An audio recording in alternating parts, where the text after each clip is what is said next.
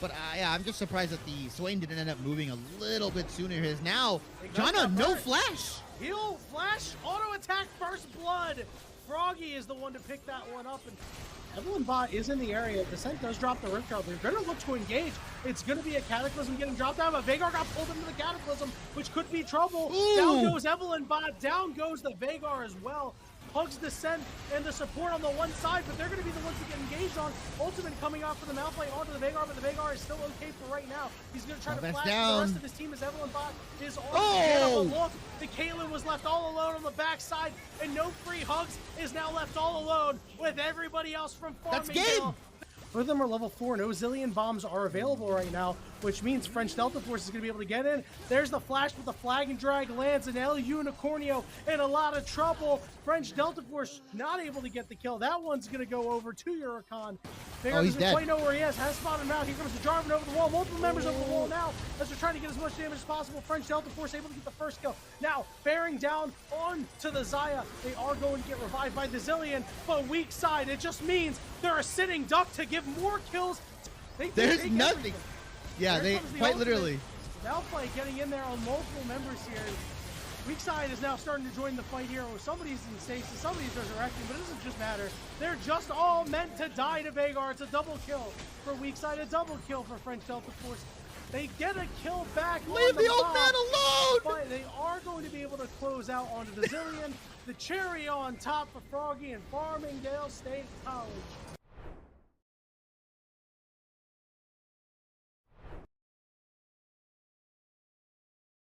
Holding on to this stock at 160. Oh yeah, both of these characters decently heavyweight. Gonna be seeing very large percentages. And the back ear from that fat mansion to take it right there. I see it too. Oh, good forward air tipper there. Hope should be able to recover from this unless you get countered. Dags with a huge opener there. But Splat says, listen, I need you to get right back off stage. It's nice that you want to get here. You gotta go. And the block, I think, actually helped Splat there. Again, falling because the second hit of that. I didn't get to show out last time the way I wanted to. I'll do it. He's all warmed up now, but he will drop that stock this time around. Gordo up tilt, a week where they went to set number 3 and fell in that previous series. Oh, wow. Yeah. Wow, what a down air. So that you can kind of slowly build up damage. And then your armored move will not connect with all the hits, so you won't get the kill. And then you die. Tries to go for a very early up B kill right there. And your shield looks like a Skittle, and that will be it. The forward smash should be able to take it and hope with the JV3 against Splat.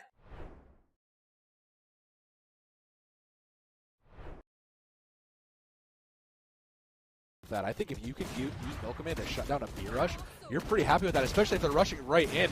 Mental Athlete catches 2, looking for more. Chris will not be outdone. Make it 3 for Mental Athlete. Yeah, that was more. You're more than happy with that trade. And that means no KJ utility either, no extra peaks. And there's a quick trade down. Hookah wins between the Omens. It's Ummo and uh-oh for Mars Hill, as that's gonna be a Brooklyn College first map win. Players, just 1 shot left, probably 30 HP combined as Noodle gets traded. It's all up to Chris. Headshot necessary for Excite as he's trying to dance around the side, doesn't know where he's coming from. And Chris just barely secures it. I think 1 more second of stalling, and that's a Mars Hill round, so absolutely brutal. The concussion come through, flashpoints as well. This is an all-out brawl. So much ramp coverage. And everyone's here, and it's all looking good for Brooklyn, maintaining that weapons advantage, just rushing on in, and that's a flawless in this map point round.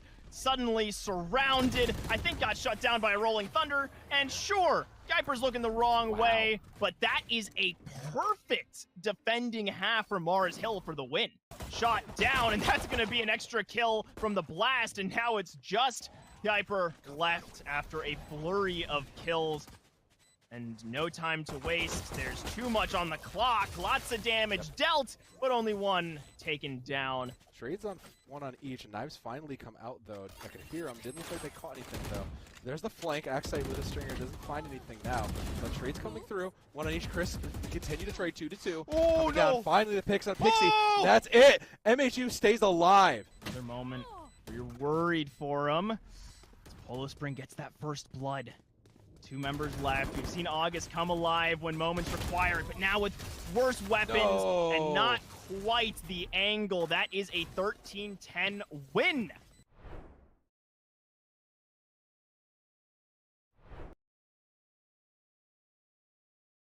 And well, we're already underway. That we are, and I'm just so happy to be here. Of course, it's going to be Kilo Miles leading in on all the action, and I am Captain Ahsoka, going to be your co-host and commentator for today.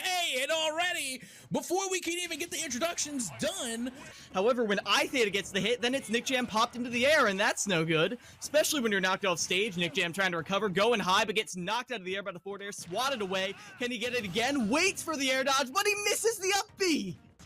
Already you can see Ken trying to get right back to work, but they're in the red. They're in the critical percentages. One solid hit, and honestly, from Ike, nearly every hit is solid, as that will just about do it. It's the up air to get the final stock. Oh, nice forward throw off of the edge. Not going to be able to confirm, though, as yet another final elimination goes the way of I-Theta. And if I'm not mistaken, that's 3 up, 3 down. FSU take the dub. Oh, Helix. I would have liked to see him press that, because you can't get that height off the wall, and Mux is going to be able to take advantage of it. And I mean, we've seen flip resets, we've seen ceiling challenges, and we just get the basic old school air dribble to go right into the net. It's going to be Helix with the dribble away. Bumps 11-10 out of the way as well. That might be a goal. Helix over the top. Great downfield pass, and they're going to take advantage of the space created by this demolition. Able to get that one away. Helix going to get a pass back to the midfield, looking for Pancake. Going for the double tap. Squishy save attempt, not going to be there. Here's Helix off the side, and a forced own goal once again. Concord's going to take the lead. And Pancake's not able to read that as Helix gets a monster dunk here. Can he turn around on it? He can. Helix. Just realizing this ball's got to go somewhere and always knows. Now Matt Mux down bottom. Oh, brutal right there. Oxygen. Okay. 84? 82. My goodness. Okay, I could not have been farther off. Excuse me, folks. Excuse me. As this one might find the back of the net, and it does again. Boy. ET, let's give him 4. You know, we're talking about everything else. 14 seconds, maybe in somebody's dreams. There's another goal down bottom. 7 score differential here. Zarya choice that V-Snipes is sitting on is going to help bring St. Francis to victory, but already Ohio Northern is going to get into the bases. Millions taking out their counterpart, and Zephyr now looking towards any more targets to be found, but the way they're falling, it's going to be basically just like that. It's already over before it even begins. And they do now with 5%. Almost everyone in St. Francis caught inside of that Earth Shatter. The Immortality Field may have come up, but the damage, you cannot survive through it. No one able to touch from St. Francis. And Ohio Northern here, Jag is going to take map 1 of DePaul 2-0, 100-0 each round. V-Snipes, push your supports in great positions where they can not worry about damage, but still be able to get the healing. This is crazy from V-Snipes. They wanted to go in and try to meet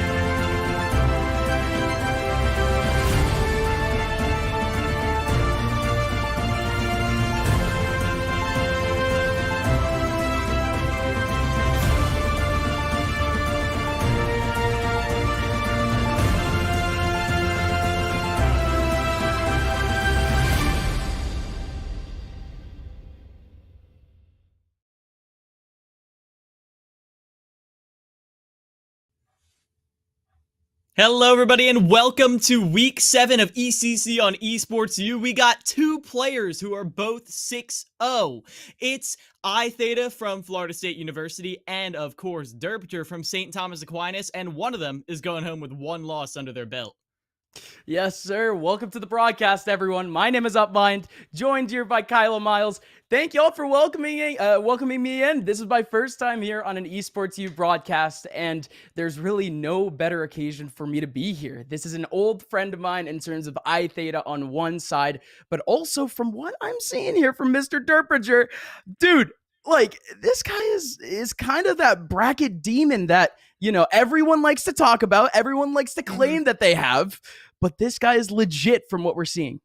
He is like the underground pick. I mean, he got 30. You got 33rd at Apex. I called it out. I more yelled in astonishment, if anything. But yeah, 33rd at Apex. But no, he still doesn't really travel a whole lot more. We don't have a lot of like physical evidence that this guy can take down some of like the top players, or at least like hasn't been like that in almost a year now.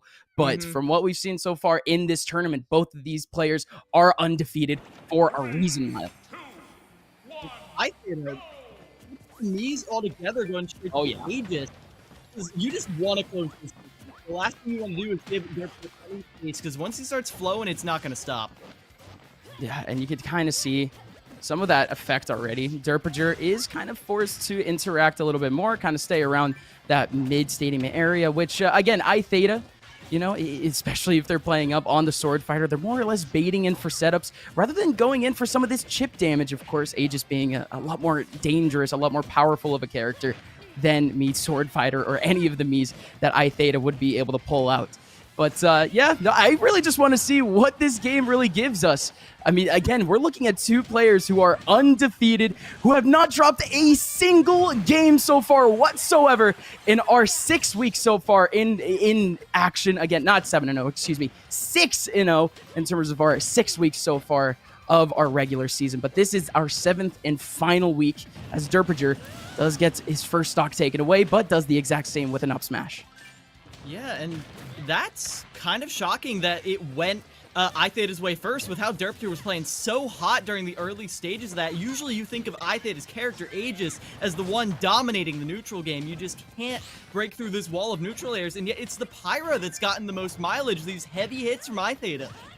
Yeah, but again, needs to actually get a little bit more damage. Derpinger was just at about 330, but again, that side beat, you can't really do much more than kind of just watch it go by. If you're Derpinger, you get hit by it once, you get taken for a ride. But there goes the down air. Almost a little bit of setup there for iTheta. But Derpinger, again, taking on a lot of pressure right now, but still, you know, able to trade it out in most points. You know, it's not like iTheta. Yes, he's able to get in some chunky damage, 20 HP, 30% off of every hit. But Derpinger always comes back with a little surprise of his own. Yeah, and these little, I say little taps, these stray hits from iTheta completely reset neutral every single time, just at how far they're knocking.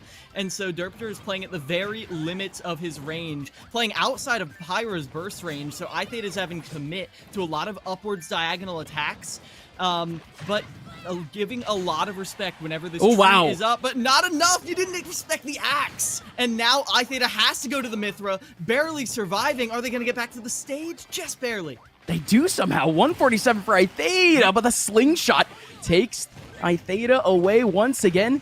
Again, a stellar comeback at the very end there for Derpinger, but still very much an opportunity here for iTheta to at least keep this at around even, trying to keep Derpinger to the ledge. But here comes a decent bit of damage, to say the least, from Derpinger.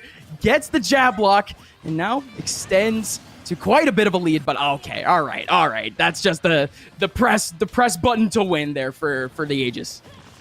Yeah, but it's a button you really have to respect, and I do like the idea of iTheta getting in between Derpinger and his tree, but you know what? I'm taking it all back, because iTheta actually just pulled that off, fought him in his own setup, but now Derpinger was able to get an advantage. iTheta doesn't fall into the bowling ball, but still is battling back, has made up this percent deficit.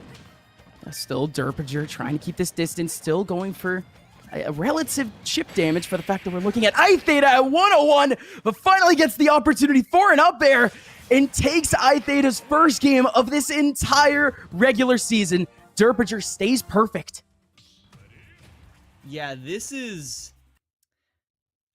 As much as that was a, like, very strong game for Derpager, that was also Derpager back against the wall. Usually we're just seeing Derpager kind of 3 stocks, handshake, walk out.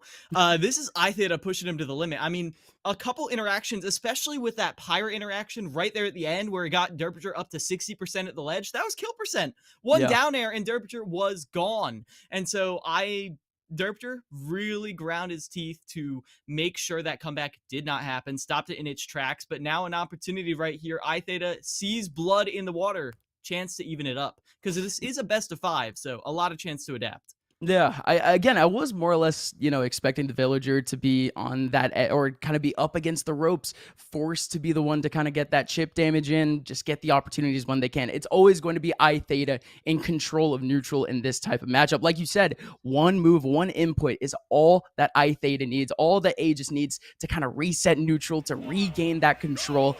But yeah, no, we're still getting some very decent efforts from Derpager, and more importantly, good punishments when Derpager actually gets the opportunity at iTheta. But again, we're back here on Smashville, not Smashville, excuse me. But this is actually not a map, or oh God, what am I saying, map? But still, this is not exactly a stage that I'm used to. It's actually been quite a while since I've been behind the sticks in terms of Smash. Well, not behind the sticks, but at least commentating Smash. Yeah, and I mean, in your defense, Small Battlefield was a late addition to the game, but it was a very welcome one in the fact that it took the 2-platform setup from PS2 and kind of just scrunched it together. So it's a lot more scrappy, as we're seeing here. I mean, there's no long neutral game being played this time, going so high, delaying so long, and yet it's not enough to get around that forward smash. And now Derpager with a steady lead that iTheta is looking to take away. Again, you always consider Pyre to be that heavy hit potential, but it almost seems like there's been some disrespect here of the Villager. Again, we saw the axe come up big, and we've seen a lot of heavy hitting shots from Villager convert onto iTheta. But iTheta in to take back this stock, and certainly at least finding the options to do so. It's not like Derpager has found an opportunity so far in this stock to actually really get a combo going. But iTheta, he needs to get rid of this stock ASAP. Derpager is starting to heat up. This Prominence Revolt, once again, it's been the main stalker for iTheta, let's be honest. Derpager is getting caught out jumping a lot. I mean, because once you commit to a jump with Villager, you're so floaty, you're up there for a while. And so iTheta is catching them out on these jumps a lot. We'll see if that's the stock taker again this time, as Derpager is refusing to get up close and personal. Goes for a tech chase, doesn't get it. Yeah. And you have to sort of draw that parallel to Meat Sword Fighter in terms of that up B. It is one of those, famed options for the character. But hold on a minute now, Derpager taking advantage of the floaty little Mithra, not able to connect to the ledge, pulls off the cannonball, and that's it for iTheta's second stock already. Derpager, another solid lead. And going for that side B as Mithra, it's a tempting option. But once a player has demonstrated that they can punish it, you don't want to go for that ever again. So it's going to be all low recoveries from here on out. Otherwise, iTheta could be in for trouble, but goes really high with that one. Eating my words 100%. Oh, jeez. As Derpager, even though they hold this lead, iTheta is getting back into it. Oh! What? What? Okay, what? So... Hold on. Hold on. iTheta, I think... Derpager dropped the bowling ball. iTheta forward smashes. Clanks with the bowling ball. It slows down so we don't see it happen. And also clanks with the tree. So that's 2 instances of hit stun right there. So iTheta is stuck in the forward smash animation as the bowling ball falls down and they finally hit him. That's my best explanation right there because we don't have the instant replay, but... I don't like that explanation because that still doesn't explain to me why iTheta died at 69% to a single move there from Villager, okay? Not cool. Not cool. iTheta definitely kind of, scratching his head, hands on his forehead there for a quick second for sure. Oh, wait. But the fact that this cannonball, yes, it was just exactly why. The cannonball that took him away. When you're charging a smash attack, this almost never happens, but when you charge a smash attack, you take 1 point times knockback if you get hit by a smash attack. God, so that's barely a point that gets made these days. I mean, sure, you may see it like from a Steve when you get like carts coming in, but Not in this matchup. That's unbelievable from Derpager and iTheta. Okay, needs a big reset here, and we may be seeing an unprecedented run from Derpager. Derpager just needs one more win to maintain a perfect regular season, and it's already off to a sharp start. We're already back to small battlefield. Derpager with mostly control of neutral, but iTheta, really, he's the one chasing Derpager. Derpager, he's taking full advantage of the space. But this time, iTheta does catch Derpager in the rotation, and because of that, iTheta is trying to not let Derpager breathe, but I like that, not overcommitting. Even though you worked so hard to get in, if you press your advantage too hard, you're going to get reversaled. So we're keeping a very even game right now. Opportunity to edge guard, though.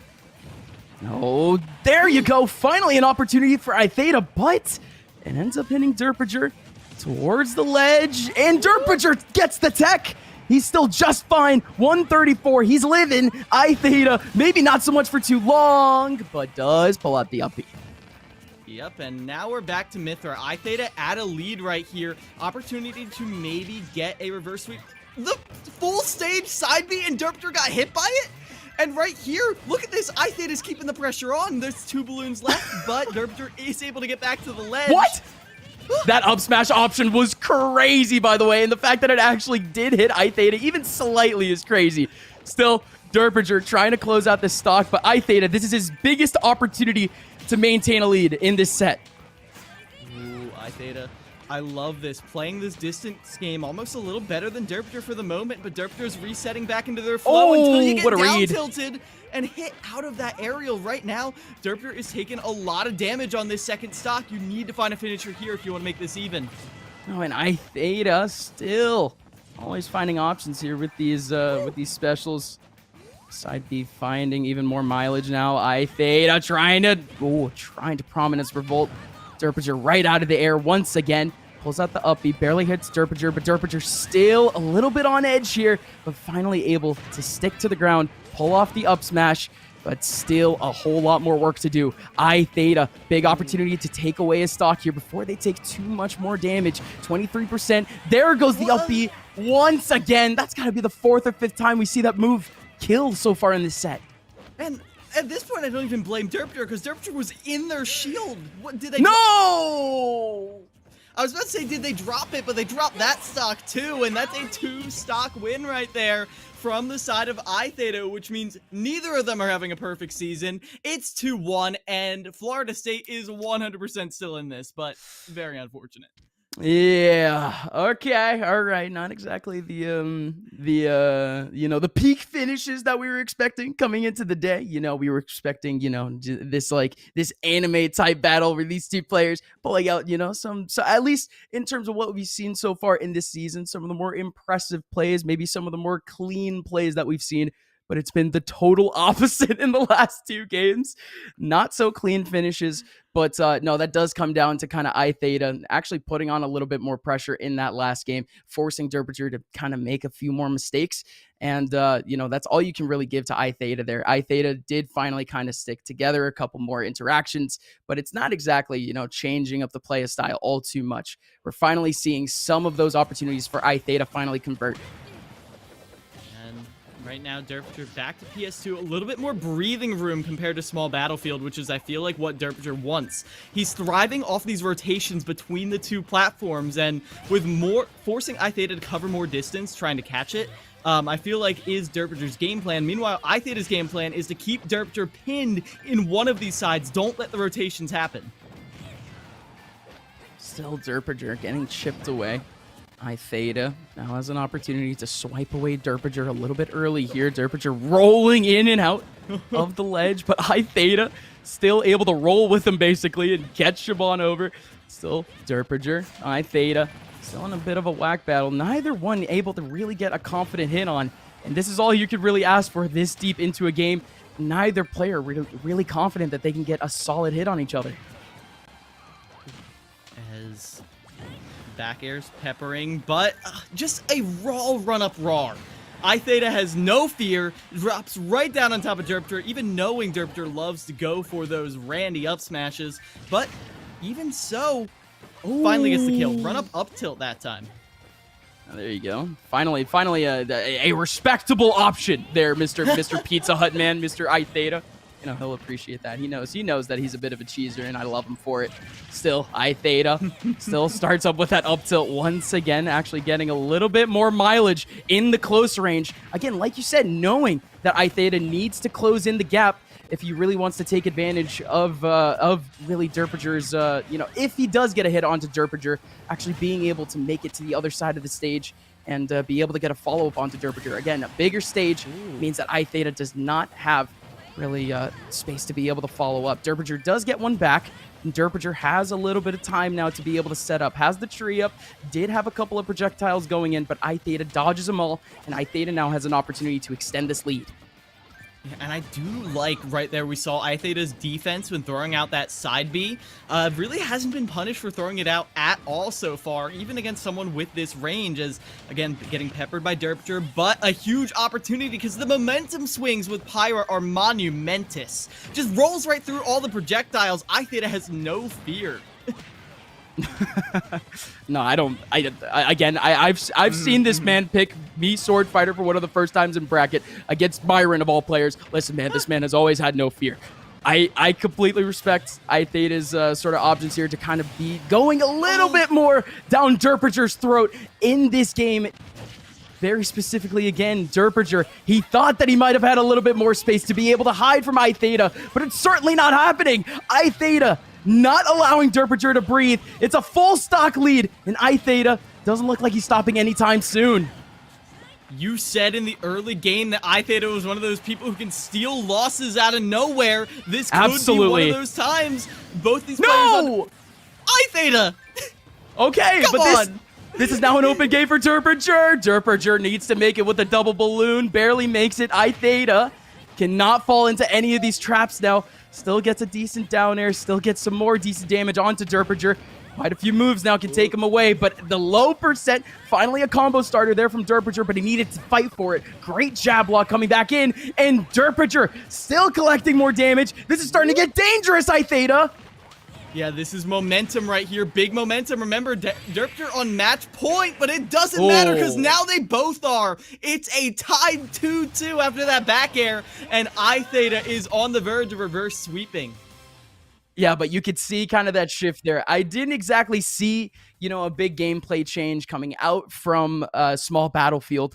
But when we switch up that stage, we finally do get iTheta being a little bit more fluid in terms of that movement and getting those follow-ups. Gets one big hit onto Derpager. Derpager thinks that he can kind of DI towards the ledge, but you do have iTheta following him.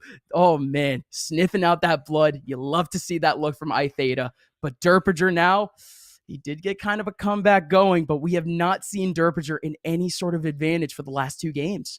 Yeah, it has really felt like Derpager's back against the wall, then there's a big momentum swing out of nowhere. Derpager is getting a big combo, but the pressure never lasts for too long. We'll see if back to small battlefield closing the distance, Derpager is able to stop this sweep, or if iTheta is going to complete it and keep his perfect season.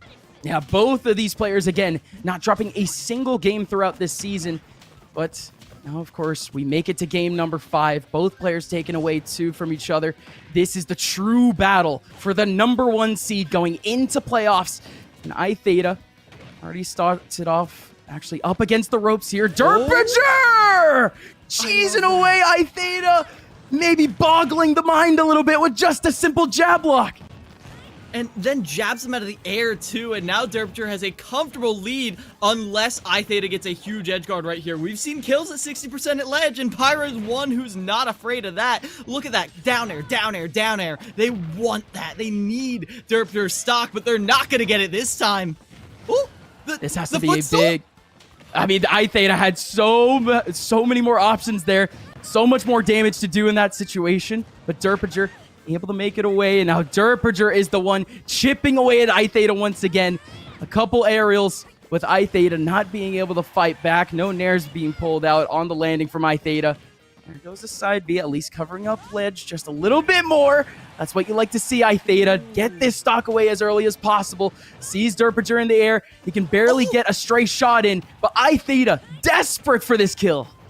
Yeah, and pulling new tricks out of the bag, too. Going down there with the Flame NATO, and right now, Derpter was able to weather the storm. This means chance to get a kill right there. Goes all the way down with the Nair, up 3 stocks to 1. Well, there's iTheta. Biggest deficit so far in this set, and we saw quite the hot Derpager in the first 2 games.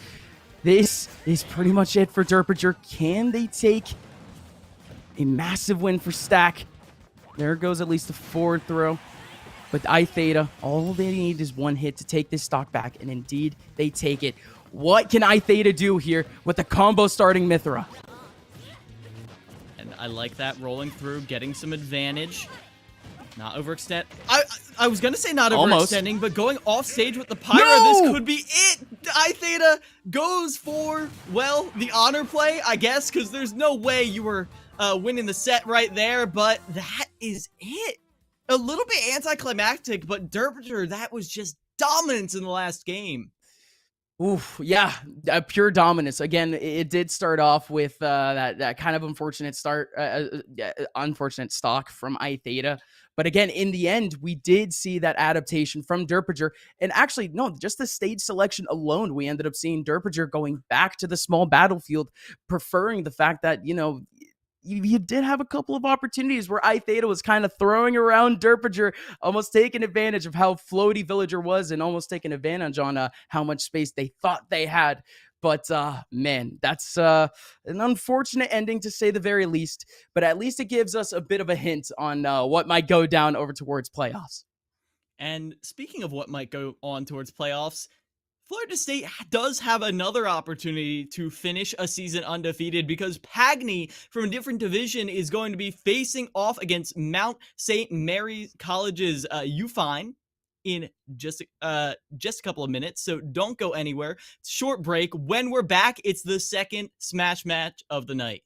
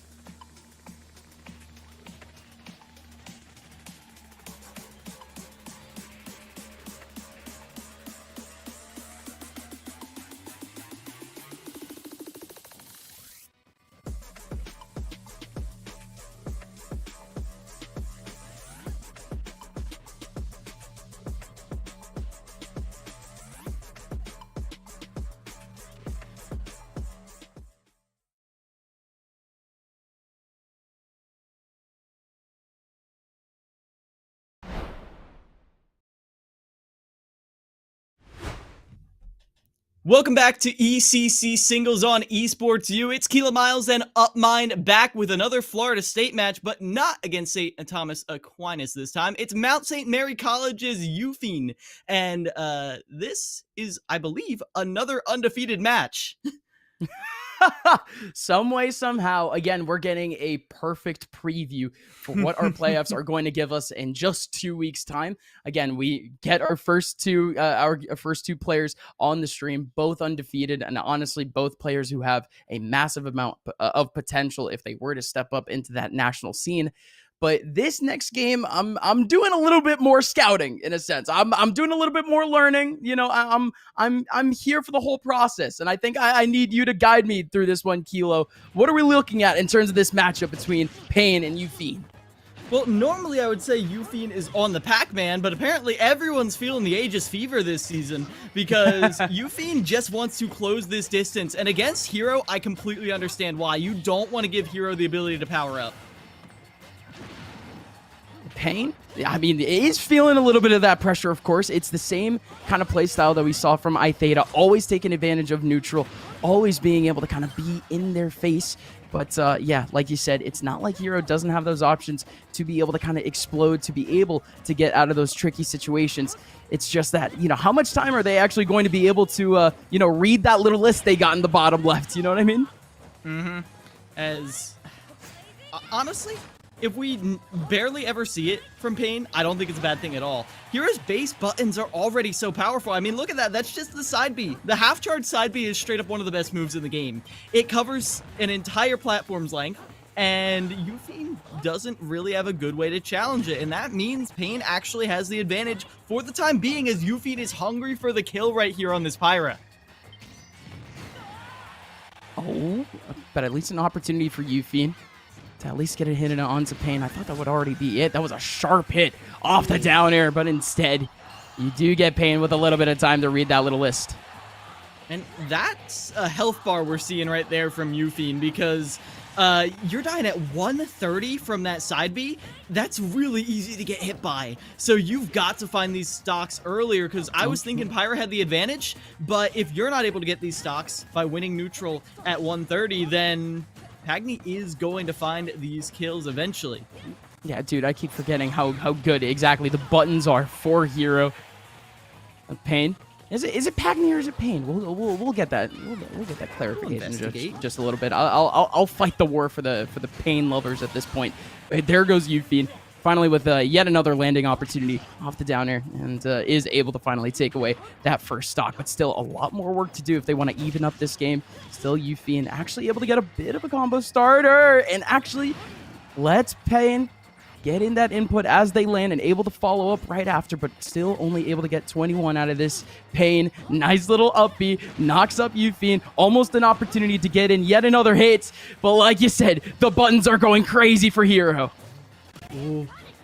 Pain fighting on the platform, trying to find this stock. A huge opportunity to do so, especially with the Accelerado. But are you ready for that speed? Because you almost went straight into that forward smash, but you get one of your own. Pain evens up. Or actually, is that a stock advantage now? And they're looking to hold on to it. There goes Pain. Oh, not exactly looking to let off the gas pedal either. Down air through the ledge and is able to take away Ufine with it. Pain, 2 stocks clear the lead. And that's how the first game ends. Fantastic showing from Pain right there. Using every tool in the toolbox, even if we weren't always focused on it. Because a lot of times when we were seeing the menu is when we saw Ufine way up in the air. When they're up there, Pain is throwing out these massive projectiles on the ground, forcing a double jump so that when Ufine finally lands, they have no options. I've been seeing that's how Pain has been keeping their advantage for so long. We'll see if Ufine catches on this game. Yeah, but again, you have to give it up to the pure punishes coming out from Pain. Yeah, there were a couple of opportunities where, of course, they were able to take away that jump, and they do get the easy punish off of that. But there were the early stock moments where Pain was actually just swiping away Ufine a little bit. Ufine did have their opportunities, but there were mainly chip damage. That's what you kind of get off of Aegis. You are looking for kind of those big swings, but none of those big swings were converting for Ufine. And Pain, they just had a little bit better control of neutral, surprisingly enough, especially in this type of matchup. Yeah. Honestly, I would not be shocked to see another Game 5er right here. I mean, another set of undefeated players. Both of these players are fighting everything in Yufine onto the Pac-Man, and I'm not surprised whatsoever. While in theory, you want to be taking away every opportunity Pagni has to be in that menu, I feel like Pac-Man has a lot of ways to do it too, a lot of burst potential in how you use those fruits. So instead, it's Pagni on the aggressive. Again, it's kind of those two polar opposites where Aegis just kind of has that automatic control of neutral. Yufine is going to be able to kind of get in a little bit easier onto Pain, but it's just going to be based off of course, those big bursts off of the projectiles and what sort of follow-ups they can get. Again, Yufine, not exactly known for those follow-ups. We didn't see too many of those opportunities coming out of that first game. I really want to see what that Pac-Man gives us in this second game. And one major difference I failed to accommodate for, the bounce. Just disabling half of Pac-Man's neutral in the middle of the game. Right now, it's Pac-Man's buttons, and let's be real, he's an A-tier brawler. Like, he has buttons to box with the best of them, but it's still not great when your opponent has a sword. Yeah, but these smash attacks are still as heavy at the very moment. Oh, but you still get the heal, and that might actually affect just a raw F smash that could come out usually from these Pac-Mans, but still Pain with a bit of space, allowing some time to look through that list once again and picks up bounce. Yufine late in this stock was trying to look for an opportunity to potentially get in a couple projectiles, but Pain still in the lead, but not with the stock lead. 139 on Pac-Man, and that just makes those smash attacks a whole lot more dangerous. Pain once again with the heal, but again, the rage building up for Yufine. Yeah, and this is where it gets scary, because how are you finding this kill if you're scared to use the bell setups? Goes for a random grab in the middle of the stage, and now Pain has Psych Up online. Off the top, just yeets them right off of there, and now that is an opportunity right here for Pain to build a stronger lead, because they only took 60% on that first stock. But now Yufine, he's looking for some sort of finisher to this stock. He already has the bell. He can definitely follow up off of that with one big hit. But Pain kind of playing up with a little bit of a different play style from what we've already seen in the last game. Again, not too many combo starters possible for Hero, but still Pain looking for those chips. Finally gets a down air in. The bounce in, and Yufine can't do much at the very moment in terms of that medium range. Pain trying to get back with the up B, but the down air able to fan him away. And once again, back to this neutral, but the instant bounce every time, it's just such a common spell, and it's making Yufine have to scramble for options right here. I mean, Pain even could have just tanked that hydrant and put another projectile in the air for Yufine to deal with. It puts so much mental strain on you to try and accommodate for the fact that your character functionally is not the same anymore. Yufine, I'm trying to see, again, if he has that little skiller in him, if he has some of those slick combos under his belt in these early stocks. Again, we've been seeing him try to get the Galaga in his hands, trying to get some decent setups going, but not happening just yet. Just a couple of chips, and that's all you could really ask for here for Yufine. It's working out at least to get Pain up to just about 62, and also actually evade any sort of opportunity for those projectiles. Pain does have a little bit of a chance now to reset, but Yufine in a better position than what we saw just about 30 seconds ago. Yeah, here on this second stock, Yufine is finding a lot of ways to play close to Pain, not give them a lot of breathing room, which is different from the usual Pac-Man playstyle. Because of the fact that, oh, and that's off the top. But Yufine knows that you can't be relying on the same confirms. You're not going to get Galaga combos or Bell confirms when bounce is a factor. Yeah, but again, needs to actually be in Pain's face to potentially evade that bounce coming out. But oh my goodness, that snooze was dangerously close. MP does get raised back up. Pain with an opportunity to reset themselves. Great up B to reset the scenario. Keep Yufine out of their face, and there goes the bounce again. But at 120, Yufine, he's looking for a big hit anyways. But Pain continuously getting these follow-ups, always finding some extra bit of damage off of a starter, off of Yufine. This has been some great fundamental play from Pain so far, but now needs to mitigate this last stock.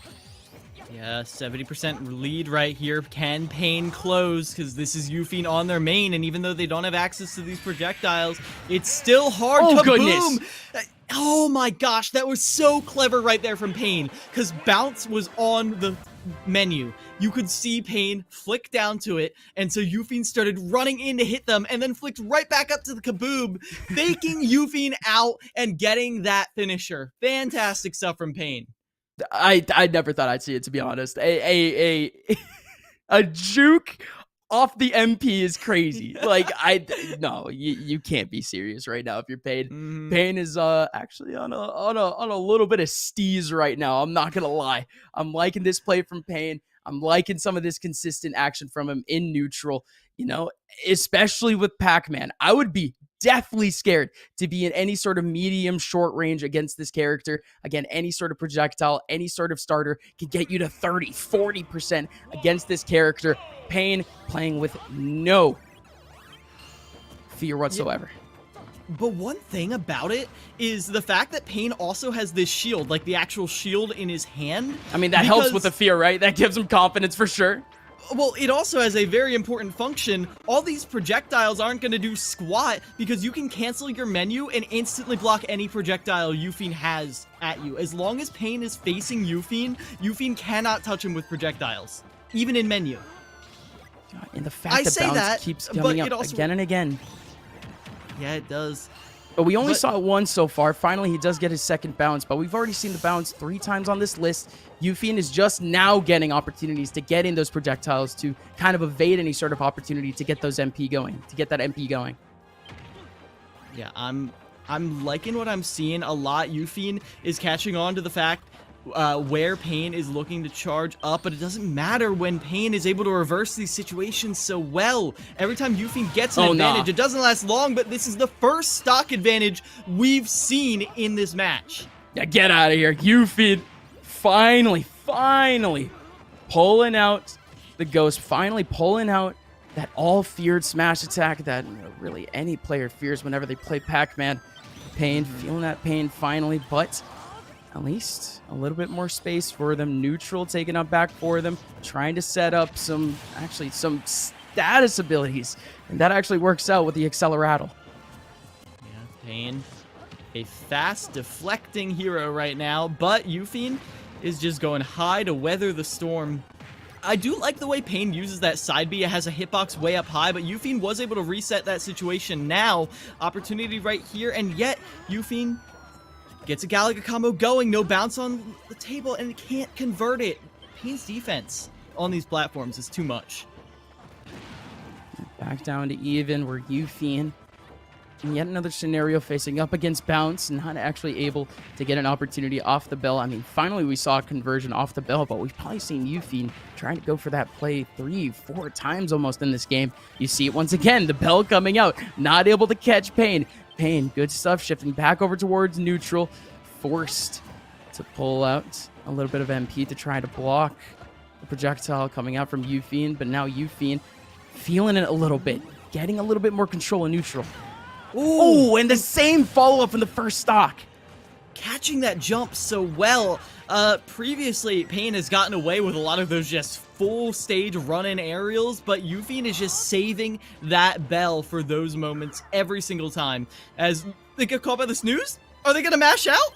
I mean, Pac-Man recovers from this easy peasy, but like, okay. Okay. Okay. Oh, the fact that Pain went for that thwack. Oh, jeez. 96%. I mean, yeah, probably wanted to see maybe another option there coming out from Pain, but went for the all or nothing.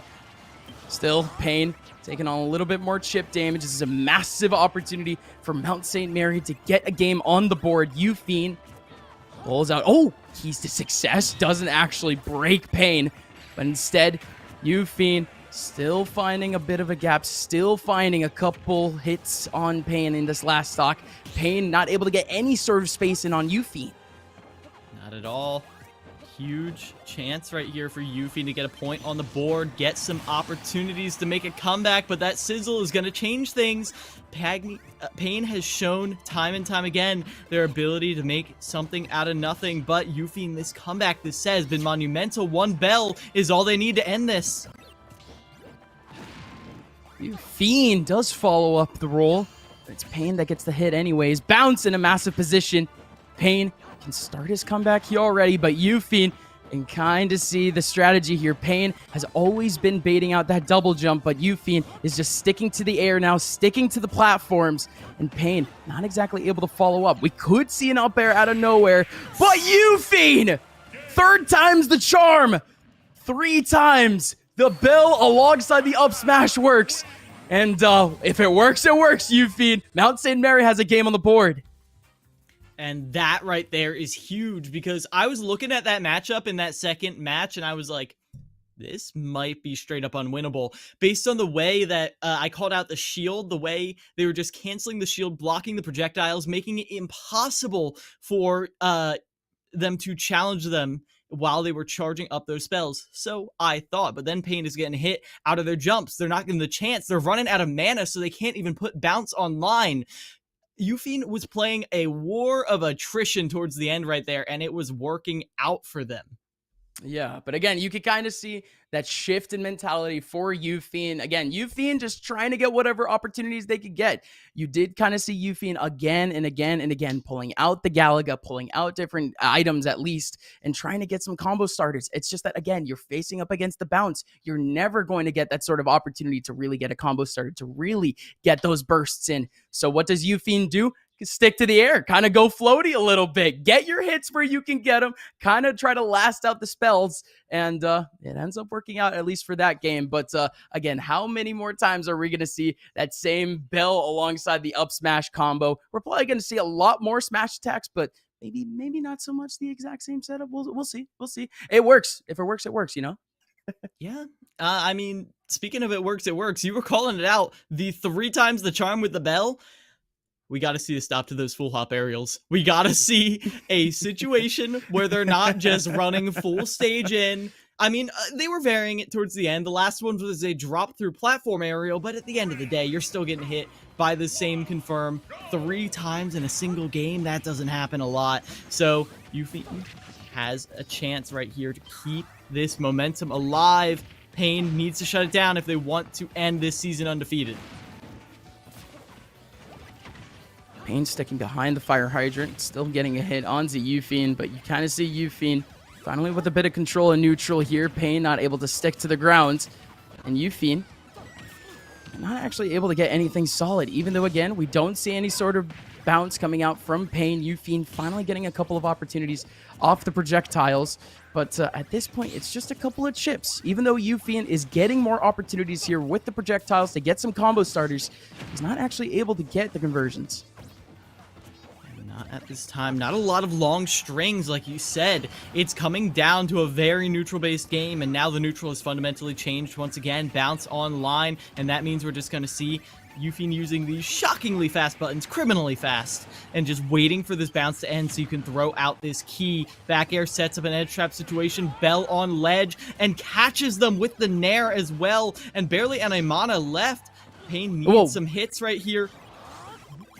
Yeah, but with that one hit, the bell is pretty much nullified, of course, but this is still a big opportunity for Fiend. Able to at least get an apple. Pain doesn't die from it just yet, though. That oomph is a big opportunity for Pain to bring back the stock, but Fiend hucks the fire.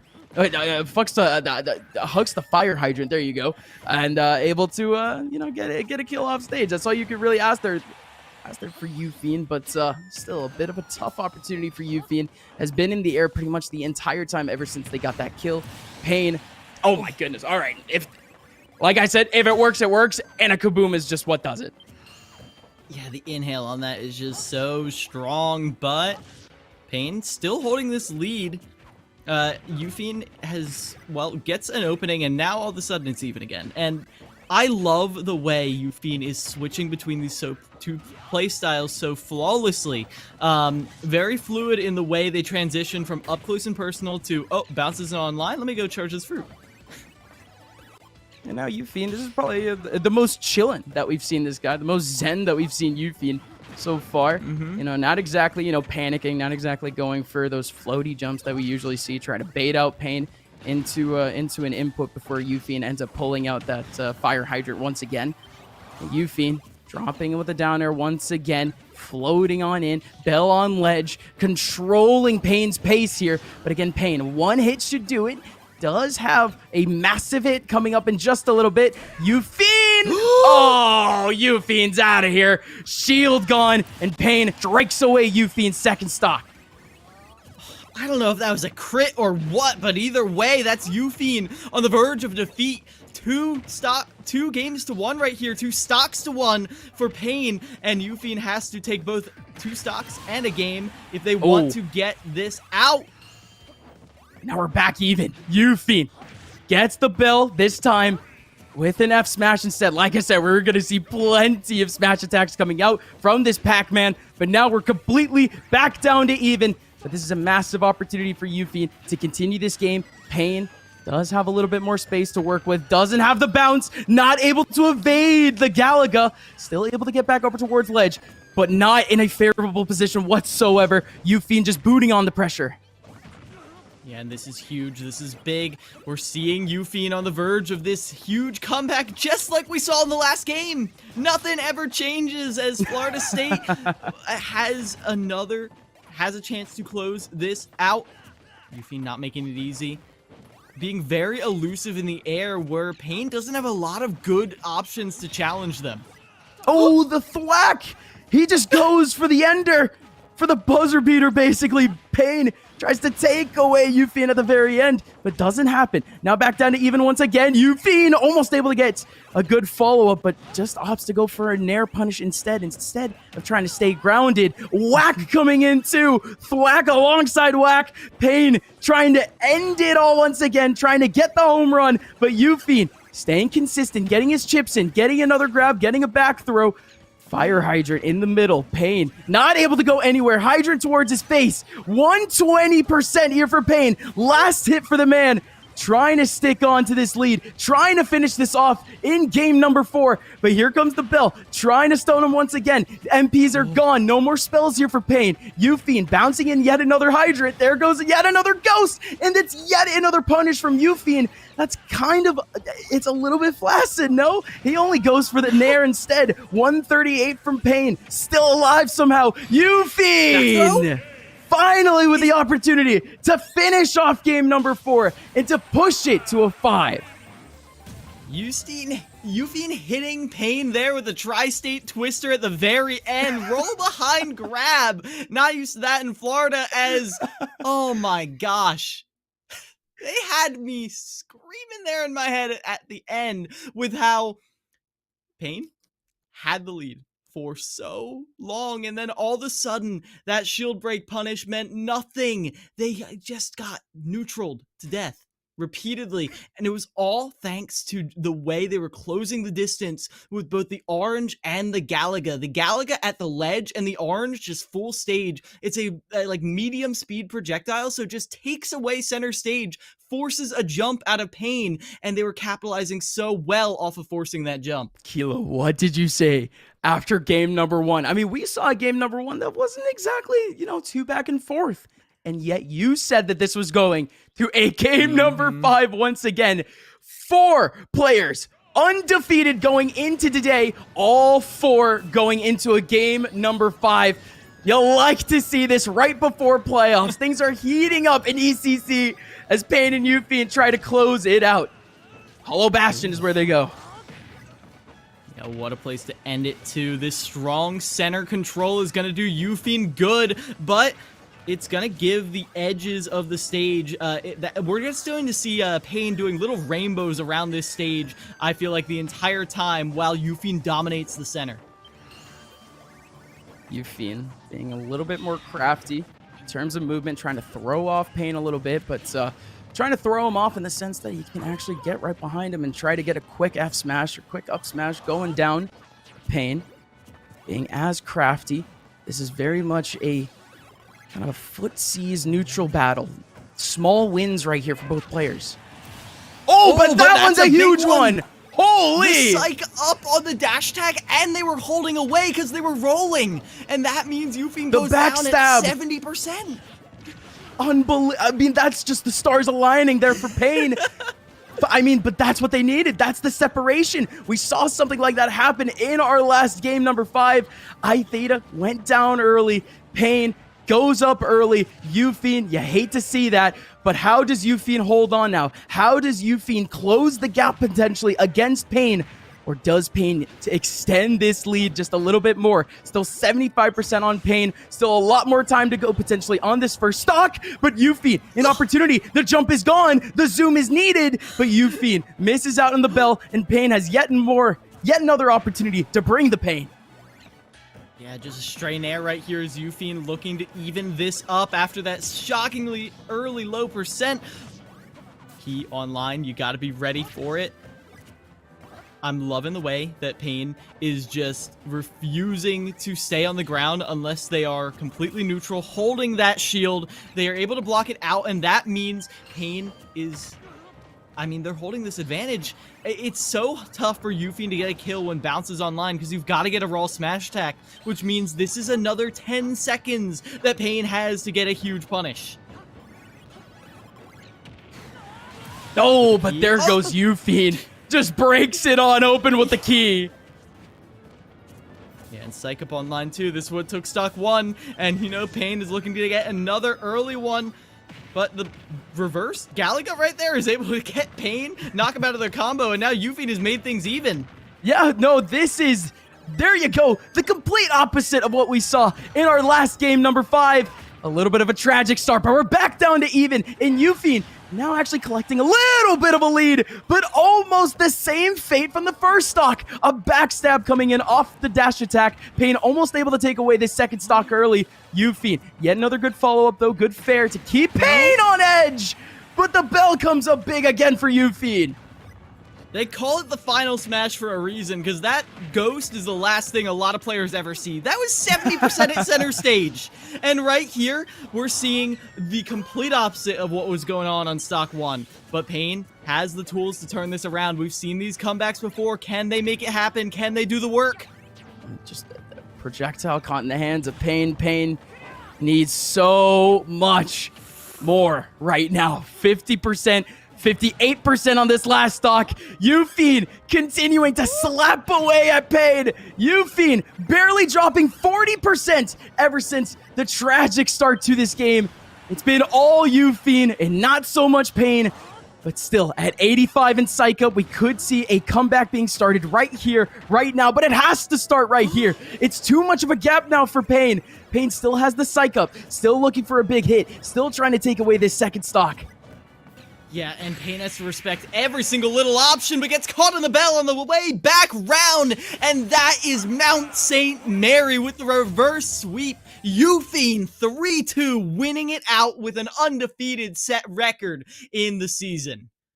Gosh, you gotta give it to Euphine, right? That comeback has gotta be, I mean, I say moral comeback because we were kind of thinking Pain did have that neutral advantage. We weren't seeing a lot of those combo starters, a lot of just the normal setups that we would see for Pac-Man players, purely because he's playing against a perfect counter, right? The bounce is coming out all the time.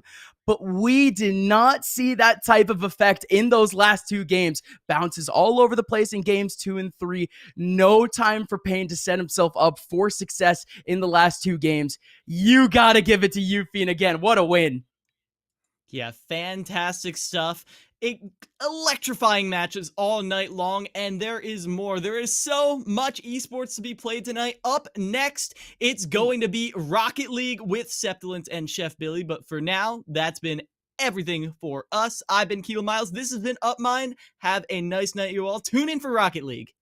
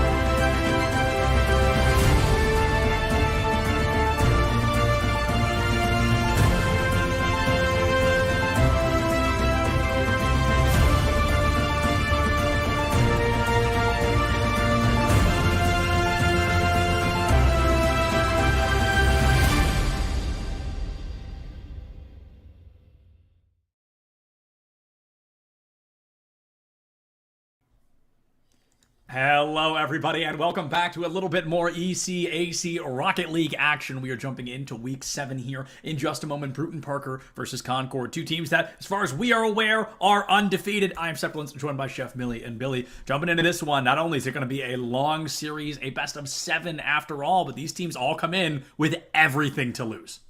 I mean, they really do. Top 8 only secure themselves into this postseason playoffs. But I mean, you know, they're sitting undefeated, right? We got 6-0 Concord. We got Bruton Parker sitting at 5-0. We don't know the result of the Weber State game. Yeah, Weber State being one of my old rivals back in the way long Dust Bowl times. Back when I was in college, I was at Western State. But we will see these two teams join battle here, best of 7.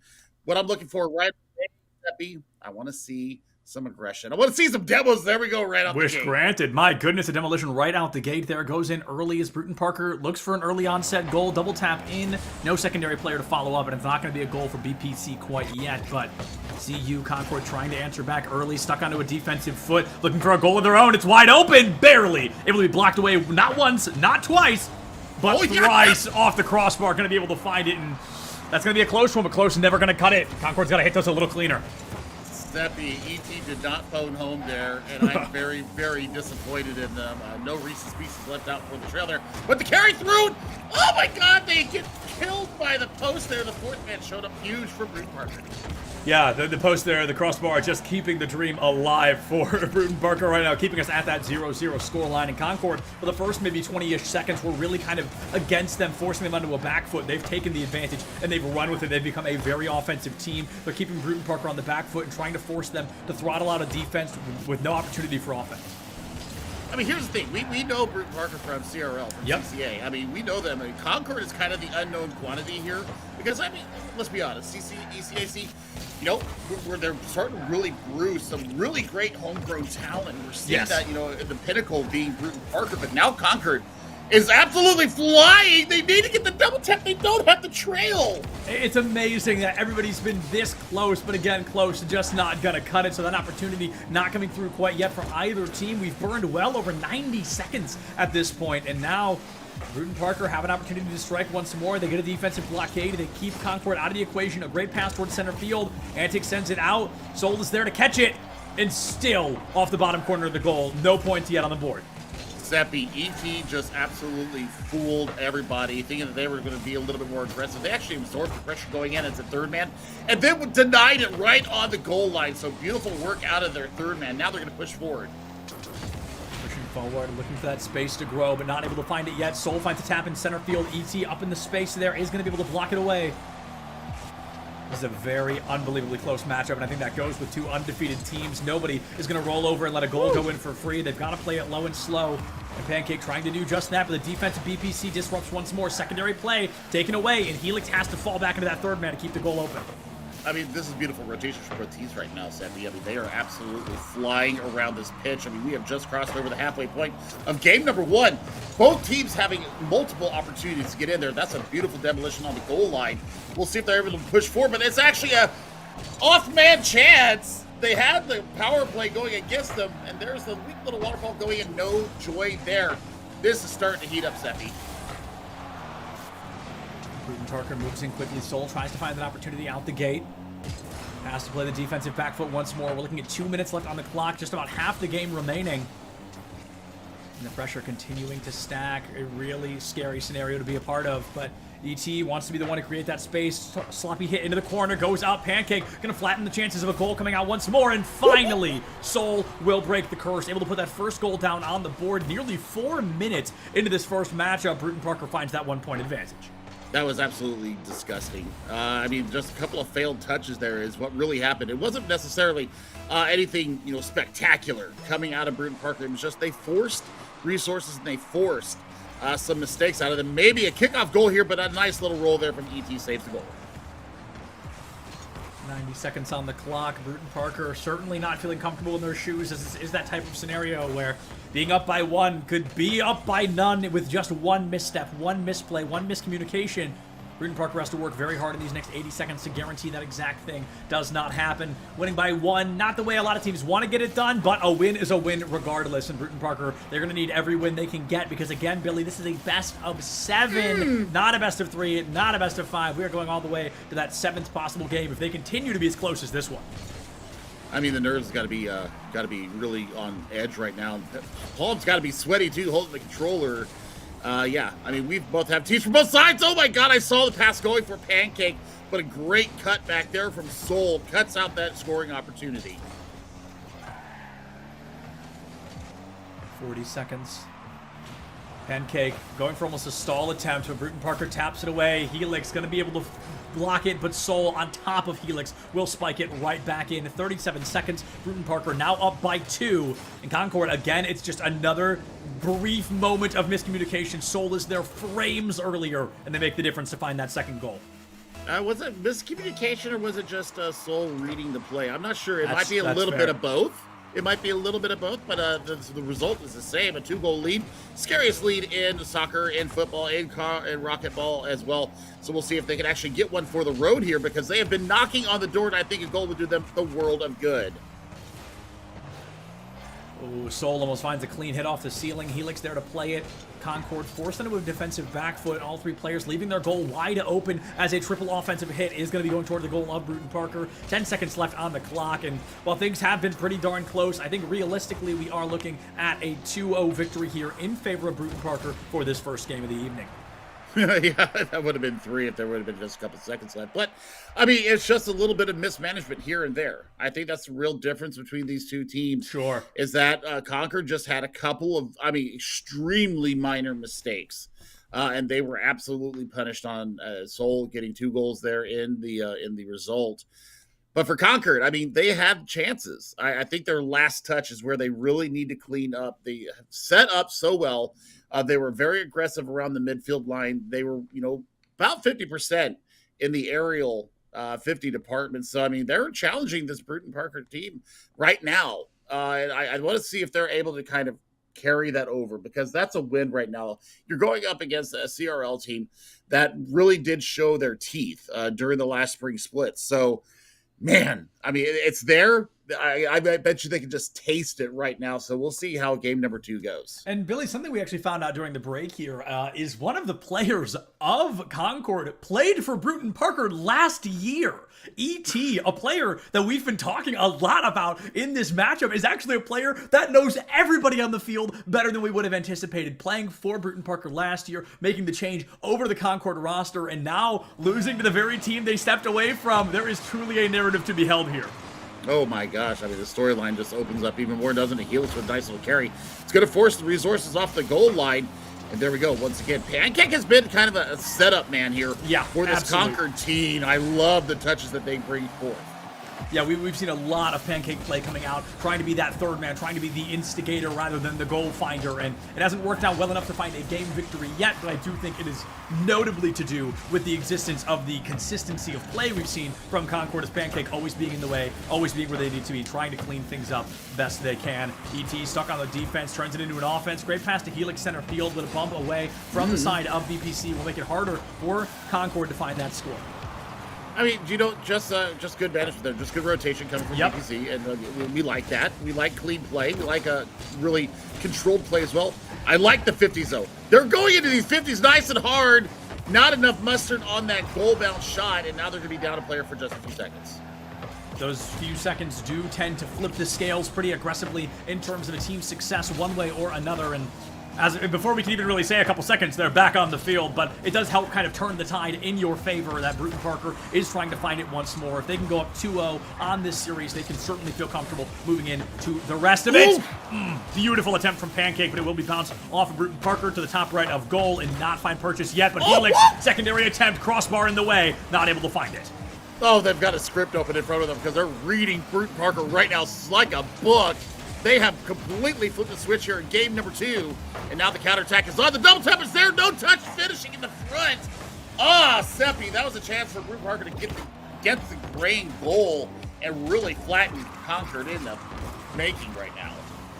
Yeah, Bruton Parker. Oh, no, but he's home and you still can't unlock the door. A difficult circumstance for Bruton Parker to be in, but I guess now we're seeing both sides of the coin continue to bring that energy to the table. All these teams seemingly finding themselves close, but close never going to cut it, only counts in horseshoes and hand grenades, and Rocket League doesn't have any of that here. So right now, one of these teams got to put a score down as we are halfway through this game, silent on the zeros.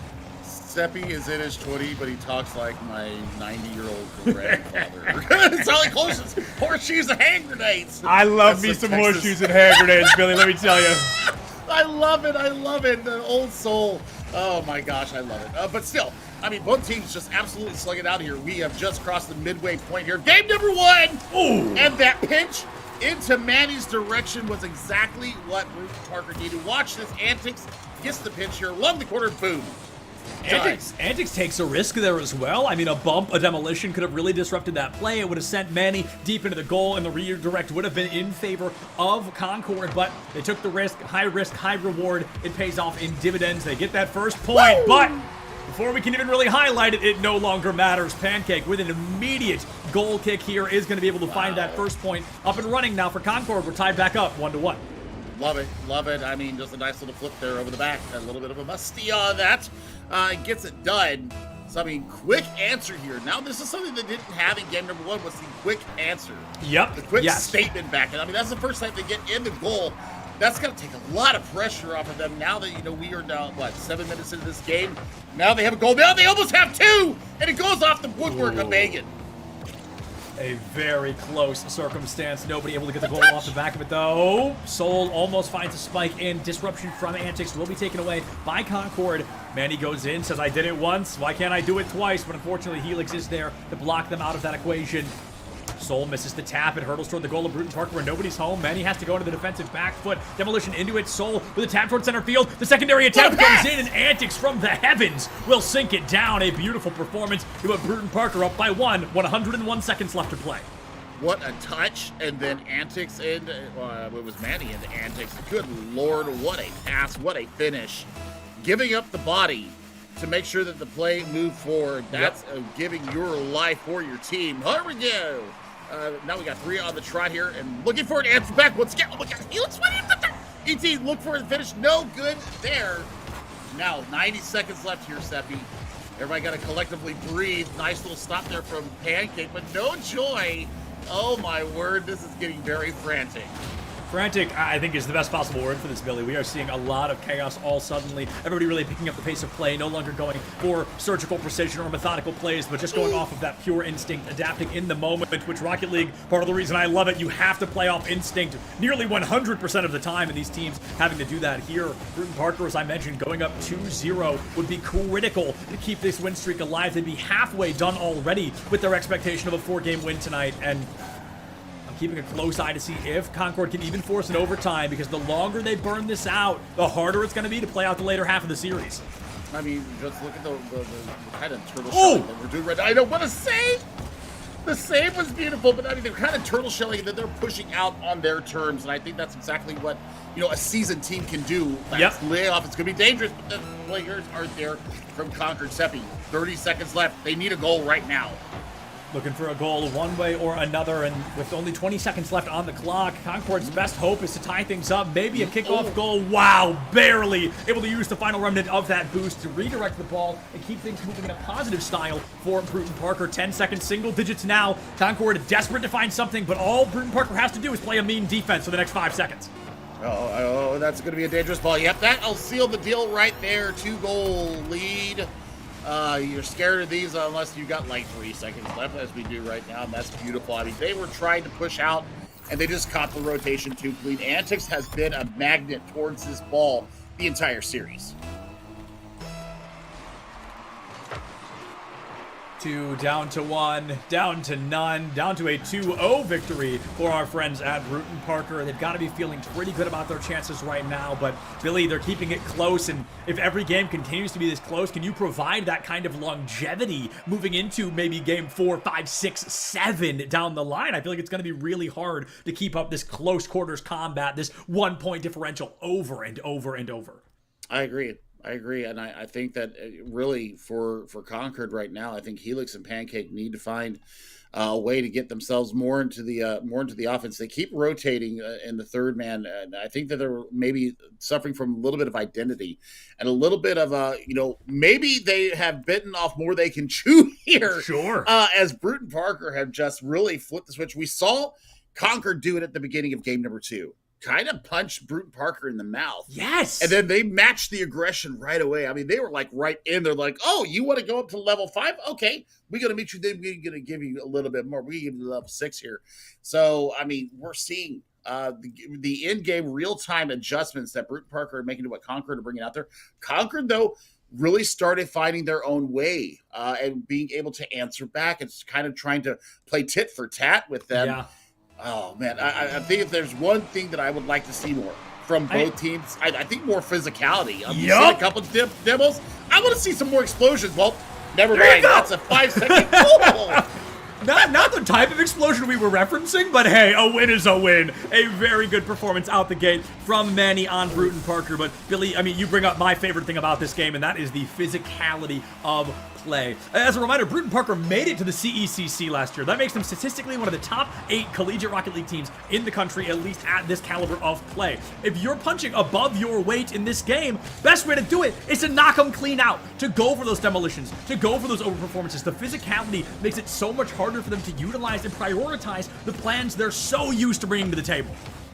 I think that there's been a movement away from like all the physicality that we're used to seeing. Right. I think that teams are really prioritizing possession over the physicality, and I think that they've gone too far in the other way. The pendulum has swung too far. I think that you need to punch people in the mouth and get them out their comfort zone and quit trying to be the finesse game. Get in there, go blue collar like Butler does, and just start smacking people around. You'll see some good results. Bruton Parker finding that 1 gold. I mean, what was it? Like you said, 5 seconds into the matchup. That really does change how things are going to be happening here, how the dynamic has shifted in this match, because Bruton Parker, they can get a little frisky. They can get a little risky with it because they know that they have that 1-point advantage. They can try to bury it, putting it down into 2, maybe 3 points on the board above Concord. That's where you can really start to feel good. But being up 2-0 in a series, having that point advantage here in game number 3, I assume Bruton Parker is going to take some risks with it. I assume they are going to make some pretty surprising calls. At least I hope so. I mean, I would hope so. I mean, if I continue the same thread, same vein that I've noticed here in the past probably 7 months of Rocket League. Sure. They've gone away from physicality, and then once you do have like a what you feel is a comfortable lead, 1 or 2 goals, you see teams kind of take their foot off the gas pedal. I've noticed that as well. Is that they're not as bloodthirsty. Yep. I want to see you run the scoreboard up. I want you to put your foot on their throat and choke them out of the match. Gotta do what you gotta do. Gotta wrap it up one way or another. And Billy, so long I've talked about being in that 1-point advantage and how you don't have to win this game by 2, 3, 4, 5 points. You've got to win by just the 1. And if you kind of swap into a hard defense, you of course make the traditional risk of play of being worried about what that performance may be. If they score on you the ones, then you're tied up 1-1. But playing that hard defense out the gate, winning by that single point, not only makes these games go a little bit faster, but I think it's a safer way to try and find your win. If you bunker down, if you puppy guard your goal, there's a lot of success to be found there and a lot of value to come from it. Puppy guard. Oh my god, I haven't heard that forever. That's a great sentiment, friend. Oh my gosh, just the wrong angle from ET. Still, the opportunity is moving forward. They're looking for the rotation. Pancake trying to set somebody up in the center, but it's just a little off the mark, and I think that's the whole tenor of the day. Ooh. Is that Concord has just been a little bit off of their game, and Bruton Parker has punished them. Yep. I mean, look at that. I mean, that's just from way downtown. Bison player on the other end, and now it's a 2-goal lead, 2:14 left here in game number 3. 2:14 in this third game, which is really turning into a Bruton Parker burial as they continue to punch Concord while they're down and not able to pick them up fast enough, not able to put the pieces together. And like you said, Concord have continuously felt as if they were kind of 1 step behind, just a couple of frames, just 1 play behind. But that little bit has gone such a long way, a 2-game advantage even, which is, as of right now, likely to turn into a third unless Concord can really shake things up. Pancake takes it down to ET, but it's a wide swing into the corner, caught out by Manny, who's going to find a setup here center field for Antics. It's going to be blocked away once more by Helix, and Concord not able to score, but trying real hard to make sure BPC can't either. Yep, I mean, right now they're kind of playing a holding pattern, right, and see if they can get some kind of a fast breakup. They'll look at there. I mean, that's the immediate opportunity there to take the demo. It's in clean water, basically. So, I mean, you're not going to really risking anything, but you take any kind of an offensive chance off the table.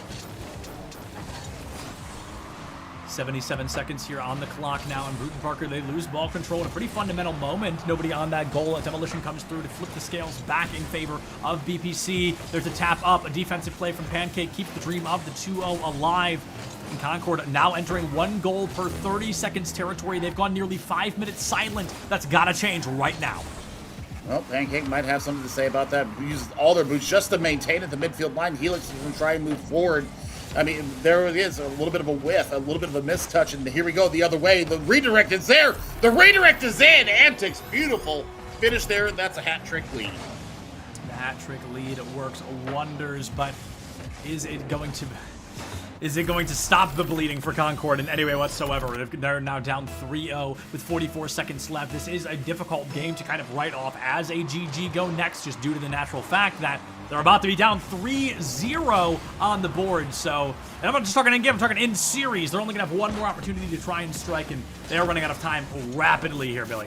Yep, I mean, that'll be, oh my God, I thought that was a goal, but they flew across the face. They are going to preserve. Ooh! Okay. I mean, ET, that first save was just a banger coming out, but I mean, there's the follow-up from ET. That's what I've been looking for. It's a trail. Try to clean up some garbage in front of the goal, trying to capitalize off of the save. That's hockey, that's soccer 101. You crash the goal, and hopefully something good will come of it. And he goes for a setup here. 20 seconds left. Not able to find it. And the secondary play will also fall short. Bruton Parker, not super worried. They're still up 3-1 with 13 seconds left on the clock. 1 goal per 6 seconds right now. If Concord wanted to just force an overtime. So we are entering the realm of impossibility here in this third, but not quite final game of this best-of-7 matchup, which Bruton Parker currently owns. Yeah, they're trying to speedrun this. And I mean, they've only given up 2 goals across 3 games. So this is a pretty good clip that we're going at here for Bruton Parker. I mean, they are just absolutely having their way with Concord right now. And the Helix, I mean, if you look at the scores right now, 2 shots, 6 demos. I mean, definitely trying to up the physicality, maybe taking themselves out of the offensive push and trying to place a little bit more physical pressure on the Bruton Parker. But Seoul, on the other side, has 5 answering of their own. So, I mean, we've kind of taken 2 pieces of the puzzle out and letting Antrix and Manny kind of have their way in the offensive third. We see what happens when they are able to connect. It doesn't matter if it's from, way downtown or if it's from the midfield line, if it's from the ground or from the air. They seem to have a way and an understanding of being able to link up with each other and bury the ball in the back of the net. Yeah, it has been the Bruton Parker show so far, and like you said, with a perfect hat trick on the board here, 10 shots on goal versus the 5 that Concord has been provided does go to show kind of the suffocation style that Bruton Parker is bringing to the table right now, rocking that ball control, finding those demolitions, making Concord play almost exclusively defense, and obviously you can't score when you're stuck on the defense, so I think that is a big part of the reason that BPC is finding the advantage state, is finding the comfortability, because they're just hurtling their offense toward this defense for 5 minutes straight, and scoring time and time again. The defense of Concord just cannot adapt fast enough, cannot make those changes fast enough. But here's that 4th and final attempt. Let's see if Concord can pull something off. I mean, something's got to change here. Either you need to slow that down to tempo because it's still been frantic, or you need to get more physical. Those are your 2 choices right now, because what you're running at right now just ain't a-working. Pressure out already. We see Seoul have to go for a pretty immediate diversion, passes it back into Antics. But I've got to say, the side of Concord, this is very reminiscent of the earliest half of Game 1, where it felt like Concord really was in charge one way or another. They were going to find some goals. They were going to find some shots on them. We haven't seen that energy since that first game, and it feels like Concord is trying to bring that energy back to the table right here, right now. I mean, yeah, Bruton Parker's absolutely saying keep that same energy, because we're just going to go ahead and capitalize on your small mistakes. I mean, it hasn't. Oh my God, they do it again. The traffic in front of the netminder. Watch this. You'll see it come through. There will be a streaking Bruton Parker. Yeah, it's Antics. Well, it's not Antics. It's Seoul in front of the 3rd man there, and just absolutely shields them out from the shot coming in. Thought there was going to be a touch, just dummies it and lets it roll on through. That was a lethal play from the side of Bruton Parker. They had that lineup, they had the defense, they had the bump, and they opened up the goal to put a 1-point lead on the board. Only 4 minutes left now on the clock, and Bruton Parker got to be feeling mighty good about their chances right now, Billy. It is a beautiful showing of this collegiate program so far. Oh, yeah. I mean, there's absolutely magnificent performance for them. Now, for Concord, what I want to see them do is actually hold the midfield line. I mean, you know what? Give up the back line, because if they get behind you, they're going to do this. Sure. I think that if you put a 3-man wall or a 1-2 staggered at the midfield line and say, get past me and be able to rotate back, I think they're going to have a much better time of it, because, man, the control at the midfield line is where I think Bruton Parker's really winning this battle right now. Yeah, Bruton Parker has found a way to dominate this matchup through and with only with only 3:40 on the clock, 3-0 now on the board. It feels almost like Concord just can't adapt fast enough, and Bruton Parker finally getting the opportunity to spread their wings, to feel a strong opportunity with their showing. And as that third point enters, 3.5 minutes left on the clock, this is a tough scenario to be in. I mean, still time. So we'll see if there's anything that's able to be brought here by Concord. I mean, a goal obviously will open things up and get them into their ways. But, yeah, I mean, right now, Bruton Parker's just flying around the pitch route, finding connecting passes. That should be a goal coming on the trot. So, you know what? Don't close the books yet. We're not quite done. And maybe we're being a little bit fancy there. Maybe Bruton Parker need to maybe cinch it down a little bit. Maybe they were trying to get a little too fancy, but we'll see if Concord can actually build on the back of that. Looking to find the build here. Bruton Parker now up 3-1. And Concord, as you mentioned, has that 1 point, 3.5 minutes on the board. Is it going to be enough? Concord, that's the first time they've scored in quite a while. And with Bruton Parker trying to find a defensive blockade. First attempt failed. Second one comes in, and Pancake within 20 seconds taking us from 3-0 to 3-2. Only a 1-point separator from forcing a tie-up here in game number 4. Important touch there from ET. Okay, so, yes. I mean, instead of trying to bury the ball in the back of the net going full speed, just gets a little carom off the near post there and sets it up perfectly for Pancake. That's some cerebral play coming from Concord. Maybe that's the change that we needed to see.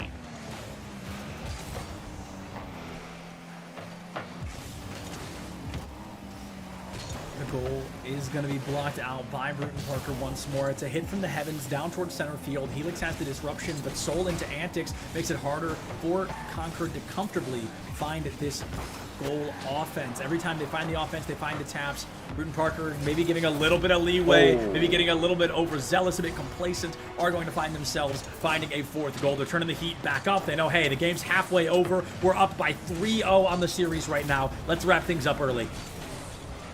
Well, that'll stymie a little bit of the snowball that started happening there, Seppi. But I still think that getting two in that quick succession for Concord has changed a little bit of their mindset. Maybe they think, hey, we can score here. Well, you know what? We'll take a look and see in the last half of this game number 4. They got 2 goals to try and get the equalizer. Can they do it? 2 minutes, 15 seconds, 1 goal per minute, 7 seconds if Concord wants to tie things up here. It's not really that insane of an ask compared to what we saw in the earlier games. We saw Concord really fumbling, starting to fall a little bit low and slow, not able to adapt accordingly. But right now they're only down by 1 point as Helix will sink at center field. Exactly 2 minutes left on the clock. That's 1 goal per, 2 minutes to tie things up. So Concord, the door is open. They just have to step through it and try to force, at the very least, a game number 5. Well, I mean, I liked it, and I like the fact that they got a body on the Antics instead of just letting them drive out of the defensive third. They got the bump. And that's what really set that goal up, is that they weren't able to dictate the play. Sure. So now they're starting to make their own statement on this game. I mean, if we equalize here, man, I mean, I'm going to be very surprised to see how Bruton Parker reacts to it, because they haven't really had to face very much as far as adversity in this game. Yeah, Bruton Parker has been in the lead this entire time, and you've got to consider if they do lose that advantage state, is it going to be detrimental for this team? I'm not sure we're going to get the opportunity to find out, though. Bruton Parker ball control on their side, 90 seconds on the clock. And already Concord able to steal it back. ET goes for a hit. It's going to be knocked away by Antics. Some beautiful ball control and game accuracy from Bruton Parker, but they missed the one thing that matters. The goal is silent, and 75 seconds here for this team to adapt. Are they going to be able to pull the strings fast enough? spacing right now is so very important for Conquer. They need to be able to find a pass, find a body, find a touch. That's exactly what they needed right there. Helix going in for the equalizer. The touch! It's beautiful, and there's the equalizer. Wow. 101 on the clock. I mean, breathtaking to say the very least here, Billy. A wonderful performance from Concord to pull out of what was feeling like a near impossible circumstance to be in. They've tied us up 4-4, easily the highest scoring affair that we've seen all so far today. And with 60 seconds left on the clock, are we going to an overtime? Are we going to a Game 5 off a Concord victory? Or can Bruton Parker pull on the reins just a little bit harder to end this sprint and not let it turn into a marathon? Well, it all depends on what they're going to do. Oh, that's a beautiful touch going back into it. Path to ET. The double touch is denied. Soul has to go up, start using that boost.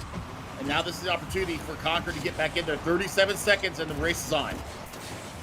37 seconds here, already down to just that 30 on the board. Half of a minute.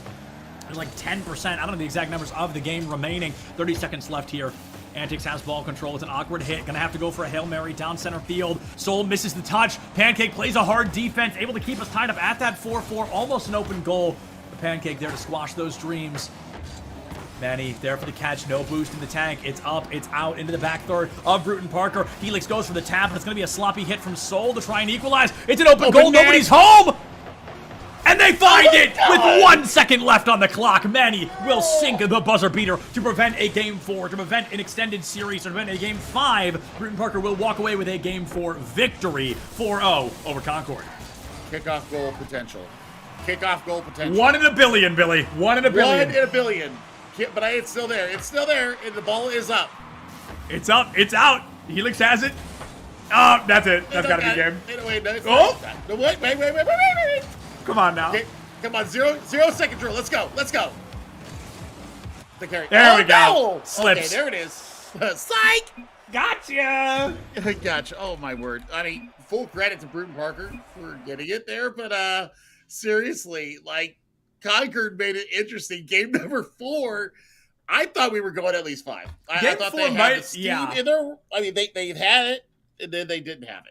You got to wonder if they just hadn't had the opportunity to get warmed up fast enough, if they weren't able to kind of make it happen. But they are guaranteed top 8 anyway. This matchup was more particularly for seeding. So while they do lose the undefeated streak, not the end of the world. You made it to the ECAC top 8, and that's what matters most. Folks, we're going to go ahead and wrap things up super quick here because we've got Overwatch coming up just in a second. It's ECAC Overwatch, Russell Sage College versus Ohio Northern. And I'm not biased, but go Ohio. We love each and every one of you guys. Check your posture, drink some water. Don't forget to love each other and enjoy some Overwatch. We'll see you next time.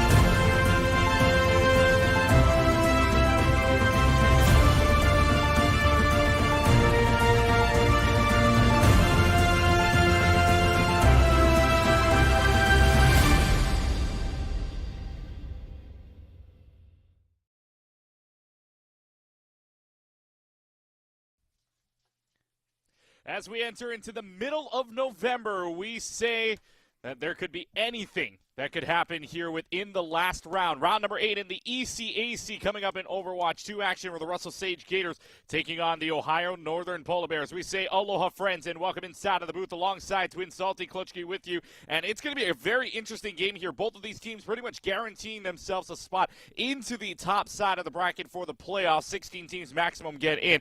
But for the Gators and the Polar Bears, this is basically seeding for them. 5-2 record for the Gators, 6-1 for the Ohio Northern Polar Bears. And Jesse, we got a pretty good game lined up here for the final round of action. Yeah, final round of the regular season, 8 weeks in, and like you said, both these teams pretty much locked into playoffs, unless there is like some absurd set of circumstances for Sage.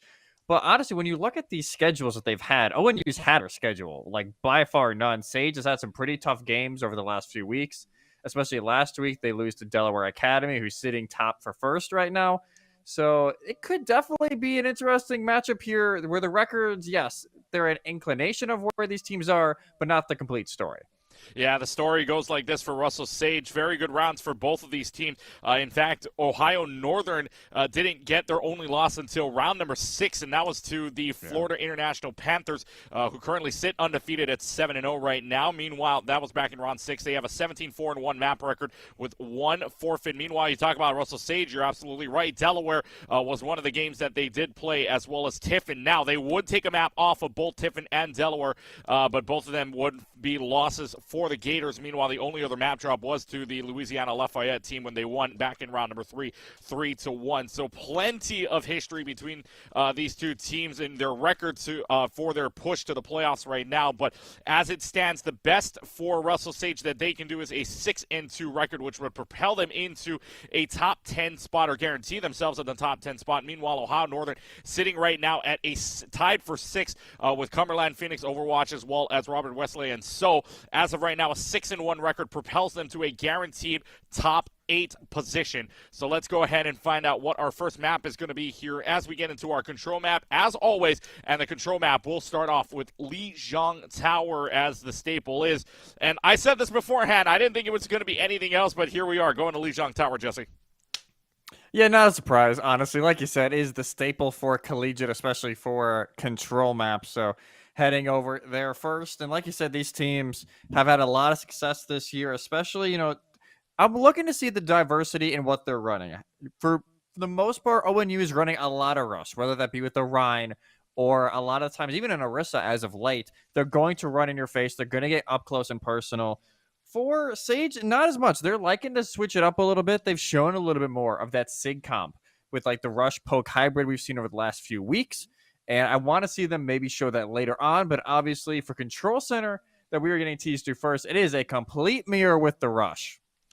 Yeah, it's going to be the complete mirror here. And by the way, folks, for those that don't know or haven't heard yet, Roadhog not enabled for the next 2 coming weeks here. So the Roadhog rework with everything going on there, nothing coming up for Roadhog. So just be forewarned that you're going to be pretty sad if you're a Roadhog player like myself. But anyways, here we go with the underway. The wall cuts them off for just a couple of moments. There's going to have to be a lot of abilities used here. Reinhardt's just going to have to run away for right now as Zio and DJ trying to do their best to spam all this damage, but Ohio Northern playing a little bit more aggressively, walking outside of the server room and heading right on to the point. So the Baptiste here are going to have to try and make sure that they use that immortality field pretty well, although Millions already taking care of Zio. Pretty good start for that already as they kind of just transfer that on over alongside of the amplification matrix as well, used by Soch already here as the battle on the support line is very good, but Mr. Hobo knocking off H5O is a very good start for the Gators. 13% coming for Ohio Northern. That's all they'll get. It flips. It'll flip very quickly here. Russell Sage is eventually able to chew it down, and that AM matrix, we cannot say enough how important that was to get all that value in. Ohio Northern still a good 15% away from there to try and open up this fight, as both Ryans, their shields are not going to last very long into this comp, and I'm looking to see if either of the Shatters will be able to hit. Let's see if either of the Shatters are going to be able to hit. Here you also have the application matrix all ready to start this one off from Ohio Northern, and now the Shatter comes out right on top of the head of Millions. Will that be enough to turn it around? It's going to be the Shatter coming out from Harry as well. That will trade it out. H50 getting 2 kills of their own. And it's back to the Polar Bears. 32% for the Gators as it goes back to ONU. Yeah, such a quick flip there for the Polar Bears, and now they can try and take advantage of this close hold. They have the sumo they can play around if they just want to keep Russell Sage at this choke. Stall for more time. Do not allow them for another quick retake, but they're not going to, actually. They're going to just let the turrets be there, and it'll actually be DJ who sets the initial wall. So it is going to be DJ setting out the full-time barrier to start. They're going to teleport to the other side here. DJ's in a whole lot of trouble. Risky play with the teleporter. Nothing doing there. And now it's going to be Balder going ahead and getting that kill. Meanwhile, Blizzard's out in the middle of the lane. It's able to get Soch. And Ohio Northern's going to be able to keep this one with the Lucio running away for their lives. So now you're coming up on ultimates. Only one. And that would be the Samurai from H50. Otherwise, they have the Blizzard coming up soon. Russell Sage to turn this back. Yeah, the captain for Ohio Northern should be able to come up huge, and these staggers as well are just crucial right now for the Polar Bears. Doing more and more going their way. Zio has a lot of pressure on them this fight. You got to get this Blizzard down, and now they will go off of the sim and go onto the Bastion to put even more pressure on the Harry. Let's see if that pressure is going to be enough here. Final fight territory coming up for Russell Sage. They might not even have the opportunity to do so. Blizzard gets rid of the immortality field. Samurai is going to counter the Blizzard, but I don't know how long Harry's going to stay alive. Harry goes down immediately, so both tanks are out of the fight. Problem, though, Jacket's going to get back into this faster than Harry can. And right now they flip the point, 92%. Nobody's touching for right now. Millions falls down with no crowd freeze at the moment, and Millions just staying on the side here. Nobody's looking at the May. And finally, they just turn around. Jag and DJ both getting their kills, and it looks like Russell Sage is going to stay alive here. Only one more pick left to go as they charge off the point, and the Gators stay alive. Gators stay alive as they're able just to slowly make their way through the fight. They realize, like, hey, Millions can't do anything on that outside, especially if they just decide to walk away. Let's work towards point. They're able to take out H50, I should say, fairly quickly into that fight, and now they can try and set up as they have the window and sound barrier advantage going into this fight. Well, let's see. Harry's got the Earth Shatter. Russell Sage coming up on 3 ultimates on their own. Careful for DJ out with the artillery strike. We'll find out if that gets pulled up here in a second. They're all going all over for this Bastion, who's cut off for a second. Application Matrix is there for Soch. Is it going to be enough, though? May walls are traded out. Earth Shatter is down, and Balder goes in. And it is a trade fight. One DPS for the other, but the May wall comes up, and Jag is able to escape just by the tiniest of gaps left inside of the May wall. Artillery strike is down. There's the Earth Shatter, and actually Harry is saved thanks to the counter charge by their own Reinhardt, so the Bastion is still in this, but the Blizzard gets rid of them, and now it's going to be the Baptiste gets it. Flip back to Ohio Northern for right now, and it's going to be the full-time barrier out, but the Blizzard is out as well. That full-time barrier couldn't have come at a better moment. That's going to protect them for the moment, but the Lucio is also frozen out, and this Baptiste uncontested is just going to heal up the rest of the team, and Russell Sage denied any chance of getting this point. It's going to be Ohio Northern that gets the point, 100-82.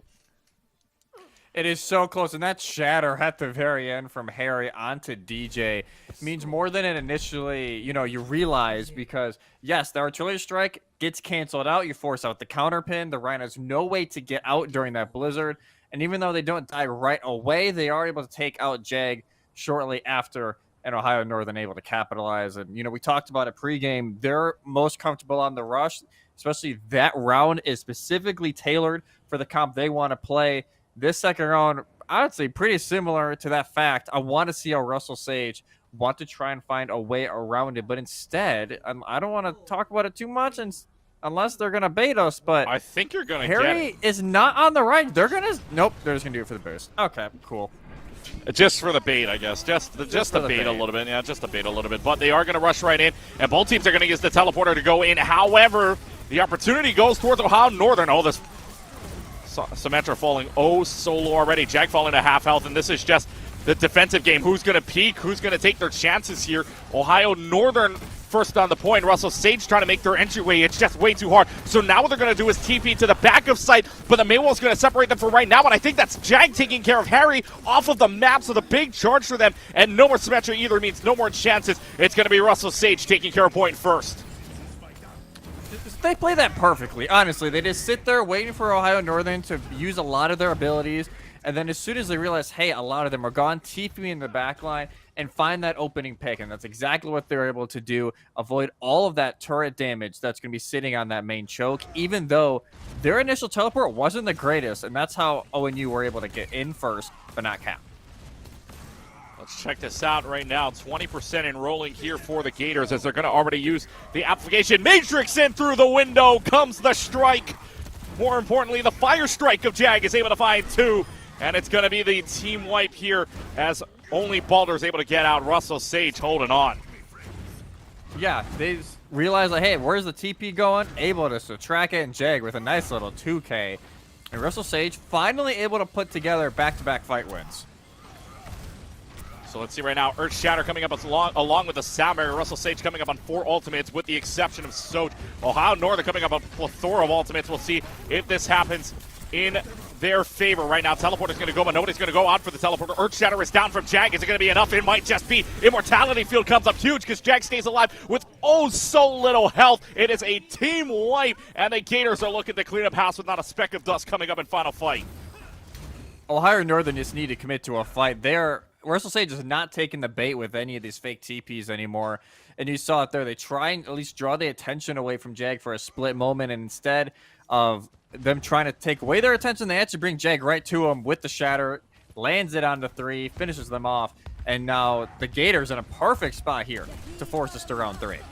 3 ultimates to 4 coming up here. Full-time barrier along with the Blizzard are going to be used first. There's going to be the Sound Barrier to counter that out. The charge onto the Baptiste, but the Baptiste has the Immortality Field. Harry's also off the map thanks to Jag yet again. So they trade that out 2 for 1. Jag still finding kills, just swinging the hammer away. Is able to find Baldur, is able to find age 50, and Jag off the map, or getting Harry off the map, I should say, means we are headed to map number 3. Not a speck of dust on Night Market for Russell Sage as we head on over to the Gardens.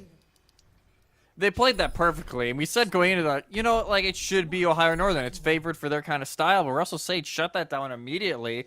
Never allowed them the time and space to truly do what ONU love to do, which is find that opening pick, find somebody who's a little isolated. Sage didn't give them that opportunity. They stayed incredibly compact.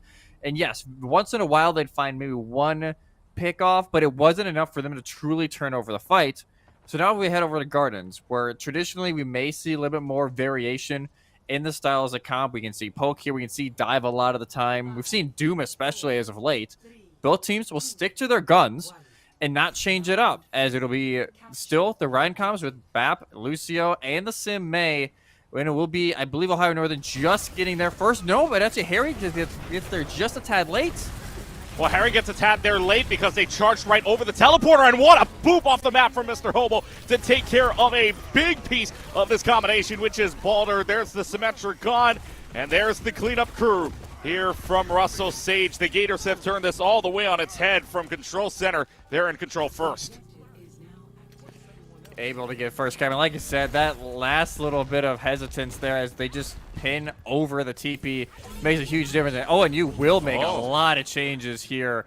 Full sale swaps over to the Orisa, which we've seen a lot from them as of late as well, to try and counter out these Ram comps. But the Pharmacy is something that we don't see quite often. And honestly, Russell Sage don't have a lot of answers to it currently. Your only answer is probably going to be the Baptiste, if that even lands. Also, the App Matrix coming up as well. So this Pharmacy combination could be very good. It is a trade-out fight. Baldur is already gone, but Zeo is gone as well from the hands of Harry, and this Orisa is just going to charge right on in. Already has to use the Javelin Spin to back off because the Application Matrix is there. There's the cutaway, so Soch forces them back for the current moment.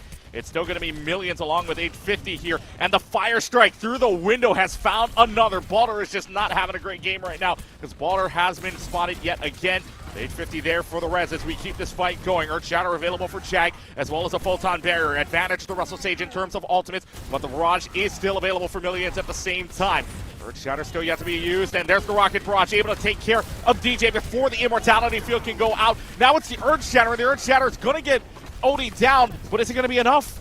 Is it going to be enough is the question as the May just has to use the Crowd Freeze. There's going to be the Surround. It's going to be the split up. The May and the Reinhardt have to get back together, but it's going to be to no avail. And to finally, Ohio Northern's pleasure, they're finally going to get the point. And credit to Russell Sage, they still have to sell it a while. They will get it over 3/4 of the way. And just because ONU couldn't find a way in for the longest time, like you said, Baldur's had a rough start to this series. They get picked off just by peeking their head out a little bit too early, not waiting for that window to fully go away. But eventually, Millions able to go on the flank, able to find the one, and even though Odie dies to the Shatter, they're able to get the res off, and the Polar Bear's finally able to at least somewhat stabilize. But now Sage, they will have a lot of the same swaps. It'll be a mirror, except for the tank, which we will see the JQ here coming in from Jag. Yeah, the JQ, though, unfortunately, I think gets counted out a little bit by that cuticle of Ohio Northern. So Ohio Northern coming up a lot of check marks for them. Almost another barrage coming up for Millions. There's going to be already the Kitsune Rush coming out, and this Junker Queen is in so much trouble. Look what happens when you swap, folks. You get a few picks of your own. Harry finds 2, and it's a runaway game for the Gators, as Ohio Northern will keep it halfway through their point. This is going to be the issue if they continue to keep the JQ, and they're already going to swap just because of it. They'll go over to the SIG, which I think is the right call, as well as the BAT, because you saw as soon as they walk in, they go from, what, 450 health to they were at maybe 50 HP, because they're gambling so much on getting that hit with the Jagged Blade and dragging in one of those supports. When that doesn't happen, there's just too many answers here for Ohio Northern, and now that SIG, even though they won't be able to build up Flux, more than likely has a lot of pressure just to be able to get them in the door.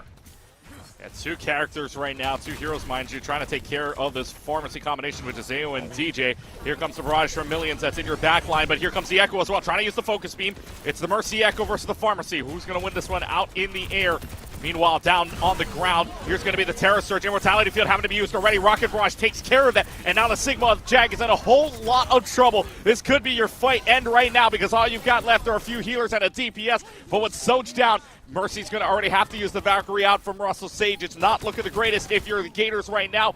Polar Bears on advantage. They have just the Echo and the Mercy left to go, and this Echo's causing them all kinds of trouble. The duplication's going to be there just to stave them off for right now. Javelin does hit the tactical visor of Zeo for right now, but Balder getting the tac visor kill on the Mr. Hobo, not a good sign for you. Gators trying as they might, but to no avail. Ohio Northern is going to try to win this one out in the final seconds here. The Kitsune Rush just for security, and Ohio Northern is able to win this one 100-76 and 100-82 back on Control Center, and it starts off for the Polar Bears in the series 1-0. Oh, and you are able to utilize those swaps that we said, like, hey, if they're able to make it work, it could be big. Russell Sage not able to find those counters in time, as the ultimate difference was just too much. Gators had no answers for it, and Harry was an absolute nightmare on this Ryan over on Control Center, just an absolute menace. But these are 2 teams very aggressive. We already saw that tonight. Very aggressive about what swaps they're going to make, very aggressive on how they want to approach these fights. So now I want to see what Russell Sage decides to do. Where do they want to take us on hybrid? For once, I'm saying I would love to see Kings Row. I know we see it all the time, but with these 2 teams, we've seen a lot of Ryan today. We've seen, Orisa as Sing as well. We've seen even like Ramatra. We've seen that in the past from Russell Sage that they've thrown out time and time again. I wonder if we're going to see that today if we go there. But honestly, I could see this easily going for maybe 5 maps, especially if we see a nice little map pick here for the Gators. Now, you and I both have this thing about you and I both. The history between the 2 of us. We've seen a lot of 3 Overwatches, folks. We know the meme already. We live the meme at this point.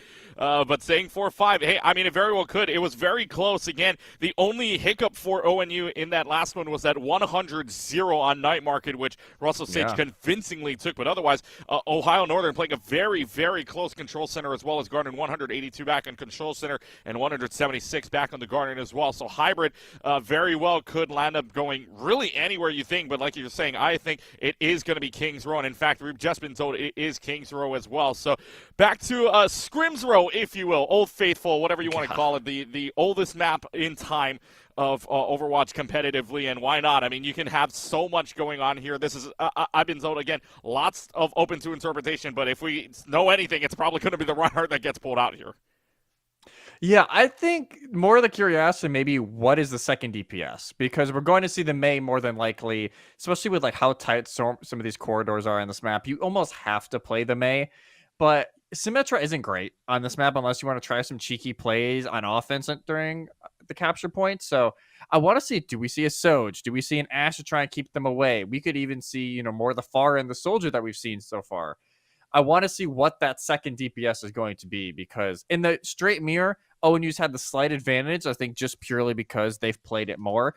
It's basically been exactly what they've ran throughout the first 7 weeks of this season, and it's not a shock that they're going to stick to it.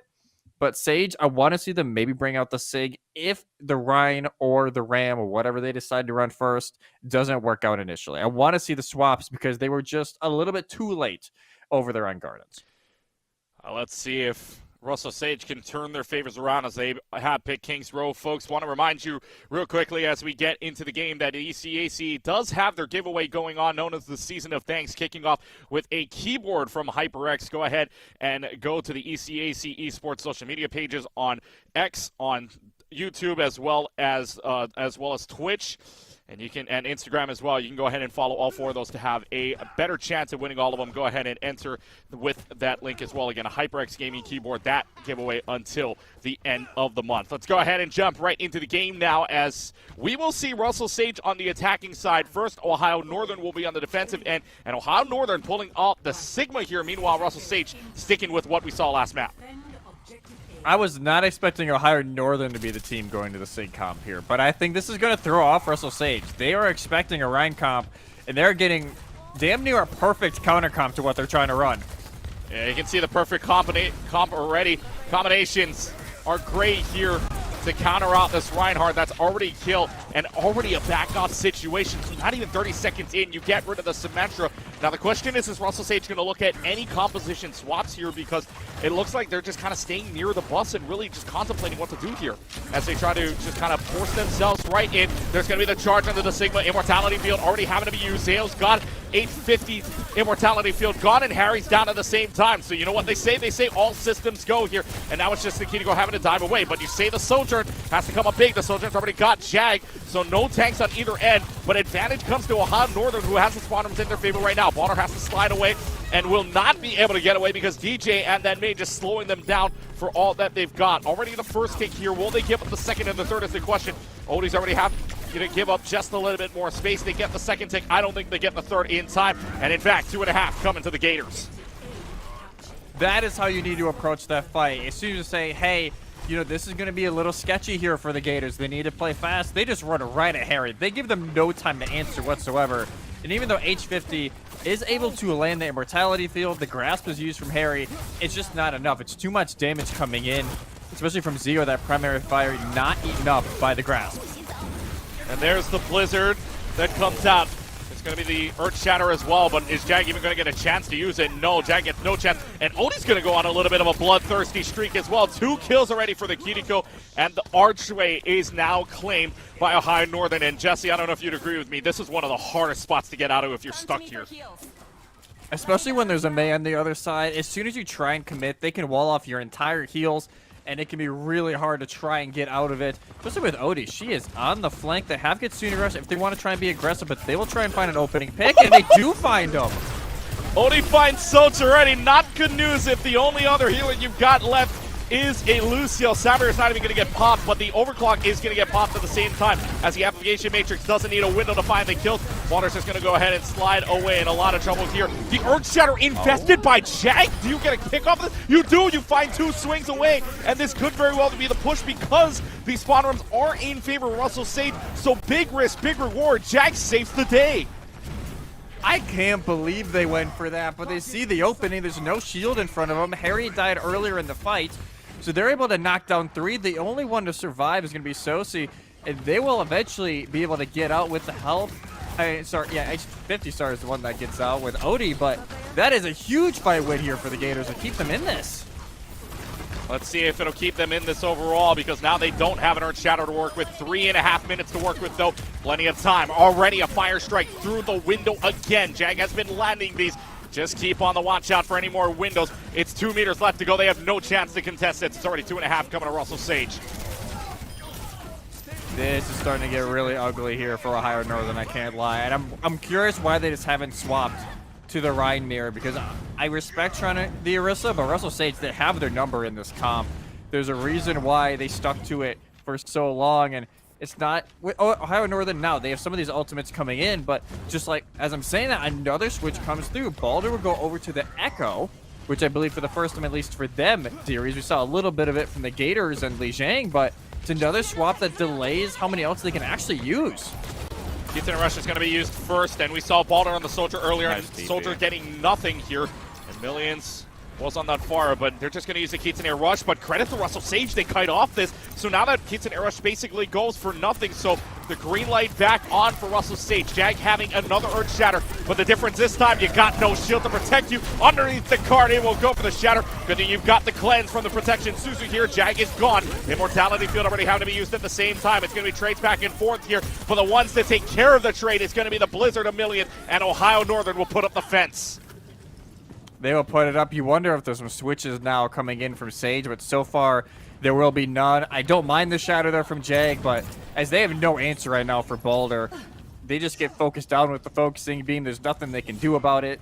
And this is where Russell Sage, I think they give this one more big fight. I have a feeling this is where they're going to try and use Proton Barrier. They're going to try and use maybe Blizzard during this fight and or Beat, and then do a big swap in the comm, because I think at this point it's not working yet. Sticky Bombs, they will just delete that teleporter, and it only be the DPS who get to the high ground. Yeah, they're split up, though. 3 on the top, 3 on the bottom, 2 on the top, so a little bit of a split situation. Zayo goes down because of that. They're split, and now the Terror Surge, no Immortality Field. Good thing you just got the Sound Barrier up and down in time. So the Sound Barrier saves any play of the game. Chat, that's for the Orisa, and in fact, they might be able to save this at the same time. App Matrix comes up from Sosi, so it could very well be the push as they come around the corner as we get into the home stretch. Duplication's going to be used on to the Reinhardt for right now. Charged out. Balder gets nothing out of the dupe, and Balder has to fly away with 23 health left before that Kiriko can even get back to them. Kitsune Rush is also available, and now the Blizzard at the same time, and Protection Suzu not even having to be used because already in Fortify mode is Harry, so they push them back for right now. Mr. Hobel does get Balder, though, so it's a 5v4, but the squad runs all in favor while Ohio Northern. Shatter comes out, Shatter is big, gets down 2, and Harry is gone. Blizzard is out. Is the Blizzard going to be the savior? It might just be. No Immortality Field because your Baptiste is frozen out, and right at the edge of defeat comes the Polar Bears of Ohio Northern. Just on the brink of death, the Millions is able to drag it back here for Ohio Northern. And it looked so good there for Russell Sage for so long. They're able to find those opening picks. They force out the dupe, which basically acted just as an extra life there for Boulder. And they're still able to get success off the fight. Minute and a half left, and they will make practically an entire team swap. Now they will. Sosi will go over to the Ana, and this is the Ram that we saw a little bit on Blizzard World during one of their previous matchups. I don't hate it, but I don't necessarily love it. I won't lie, Keegan. Well, let's see. Yeah, I mean, you're not liking it right now if you're a fan of Russell Sage, because already H50 taking care of Jag, but that's because of the application matrix. Now, a minute left to go. If you're Jag right now, you've only got a minute to build up what could be a very, very good annihilation, because Ohio Northern doesn't really have any defensive ults to take care of that or help that out, nor do you have an Ana to sleep dart away. So this is going to be a pretty interesting fight here from Russell Sage, because if they can get this up, it might be a pretty easy fight for them to win, although DJ moving on over to the Genji could very well be what they need if they can get that blade, and you have the honor from Sosi as well to maybe get that Nano Blade or Nanolation up. We'll find out in a couple of seconds. Vortex comes out, and now the Maywall also separating out as well, but Russell Sage is taking their time here, Jesse. They're just playing it safe. They don't want to try and have 2 separate fights. They're just trying to have a one go and try and build up this Nano, which they're almost 10% too. Oh, Kitsune Rush is going to come out, though, and this Ramacha is in a lot of trouble. That Orisa with the Kitsune Rush is just so deadly with how fast they can fire out, and the Kitsune Rush staves them off for right now, and Millions takes care of Zayo. Not good news for you at all, because you're down to the final 10 seconds, and by the way, where that payload is, somebody's got to find a way to speed in and touch. So the Nano Blade comes out. Is this going to be enough? You don't have an offensive ult. Good thing you bounce away the Genji for right now. Terror Surge to save your team for a couple of moments. And the Blade does get the Immortality Field. But other than that, zilch, nada. But the Tactical Visor also comes out at the same time. The Blizzard saved them last time. Can Ohio Northern get the Blizzard to save them this time? Millions does take care of Sosi. That's all they will get for right now. We'll keep it here. Overtime clock is run. The Cryo Freeze also used as well, but you're staggering yourself, Millions. Not a good sign for you for right now as the payload enters the home stretch. Overtime clock is here. Anybody that gets off it, it's game over. It's rather round over, I should say, and Balder and H50 both getting their kills from a faraway distance. Annihilation, because you have to contest, it's not a bad idea. Too bad there's no healers. Too bad there's no damage either. They are stopped right in their tracks, and only a couple of meters from completing the map, the Gators are denied, and the Polar Bears just have to complete the map to go up in the series 2-0. A complete turnaround in that third phase there for the Polar Bears. And them holding on to that window at the end was the big thing. Yes, we knew the Annihilation would eventually come up from Jag, but without the Nano and with a window in your face, there's so much you can do with the guard. You're still going to get burned down very quickly. and Ohio Northern able to stabilize. I was worried a little bit. I will not lie. Initially, I will say H50's window, not Millions. It was the Blizzard from Millions that I thought, like, hey, this could be the savior for Ohio Northern. And then they chucked it in right before they died. I don't know if you saw that at the very end of that previous fight. And I'm like, okay, you know, this is not looking bad anymore for Russell Sage. But as soon as one of their supports goes down, heals are low, and there's just not enough sustain to try and stick with that window. And Russell Sage, they will stick to pretty much what they've ran the entire day, except DJ now going back over to the Bastion, which you saw just a little bit over there on Control Center. And Ohio Northern, let's see if they stick with this Widowmaker as well. Widowmaker probably a staple here on this map if you get to that second level point, but I think Russell Sage knows that for right now. And you just kind of see the group here. They're just kind of chilling around the corner, and then it's just Celsi kind of just overlooking them for right now. It's just supervisor, their right? Yeah, gotta supervise the kids. Supervise yeah, especially with there is a Widow, so it was actually smart for them to not peek because gotta make sure your heads don't get taken off. Right, and now right. Russell Sage, they're just gonna play just super smart, just trying to play pretty passive, waiting to see if the Polar Bears make a mistake. Let's see, do the kids push up too far is the question here. As there's the Bastion out, the Reinhardt stuck, having to charge out of there with the gap. As they will just rush right into point. But Russell Sage look like they're on the offensive here as they want to say all systems go. Immortality field used on either side.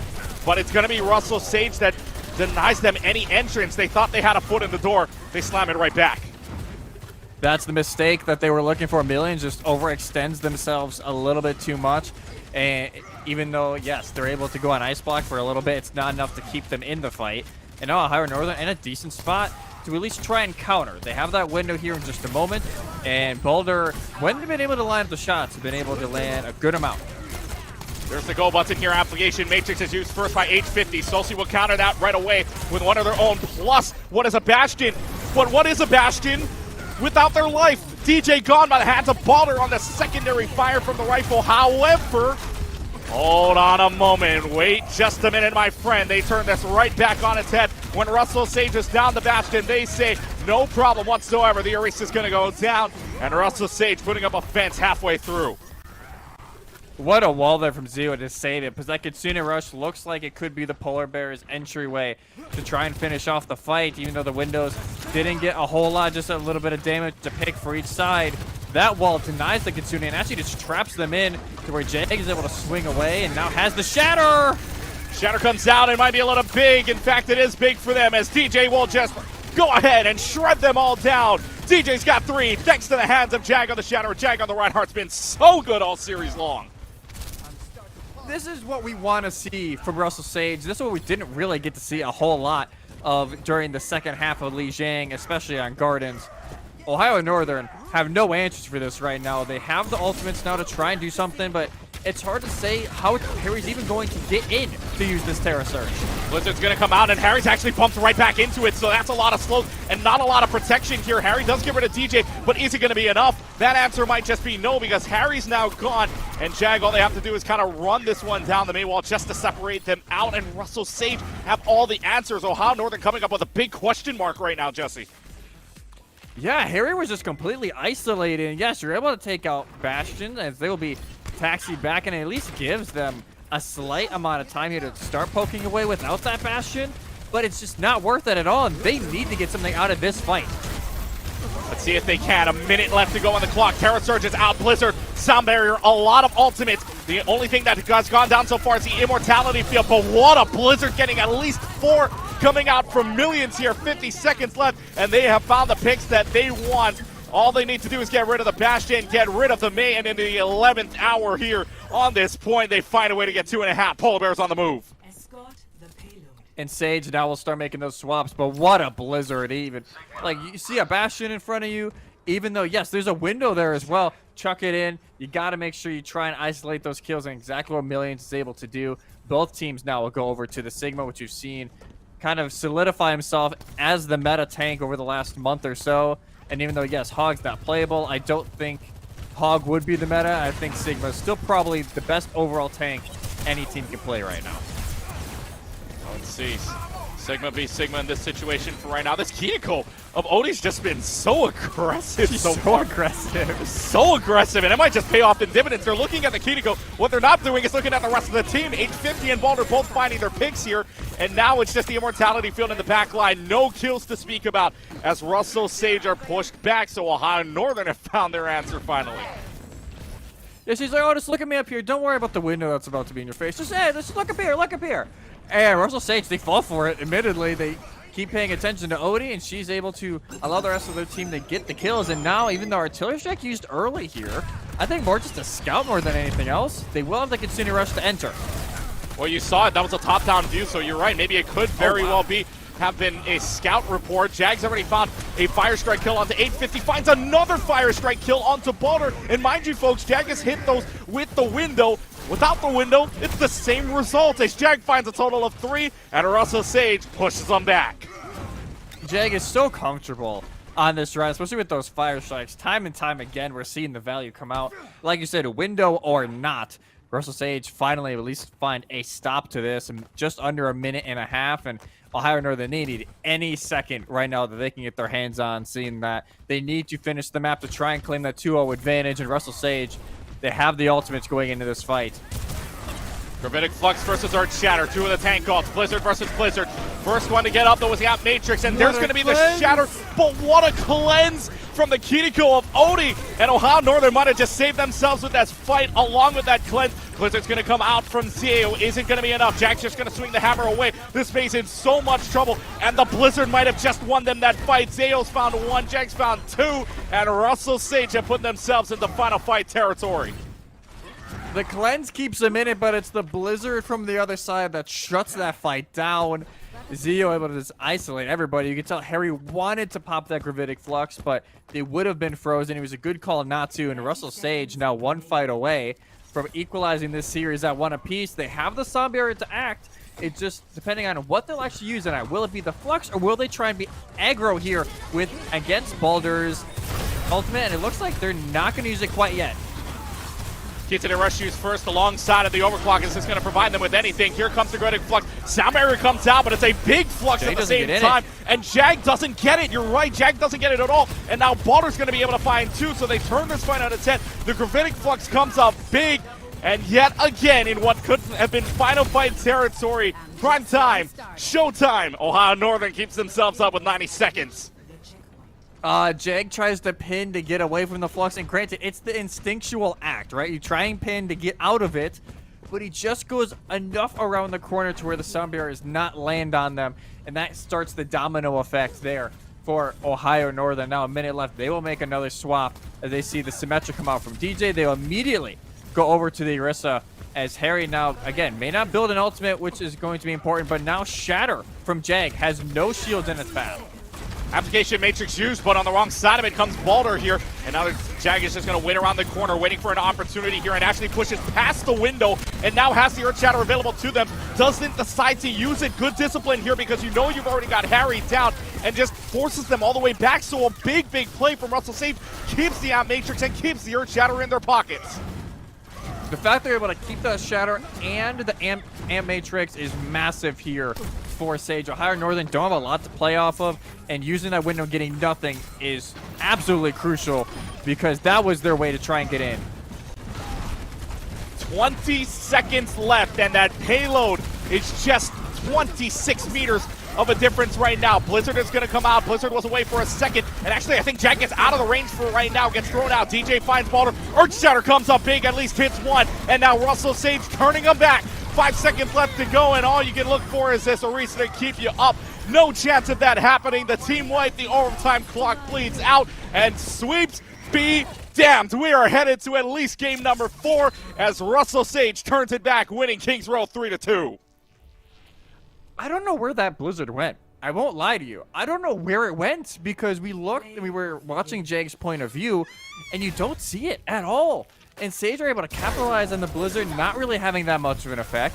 They able to isolate those kills, and like you said, the Shatter and everything was just too much for Ohio Northern to try and combat. And this defense still, it wasn't ended up being needed here from Sage. They stopped them quick enough.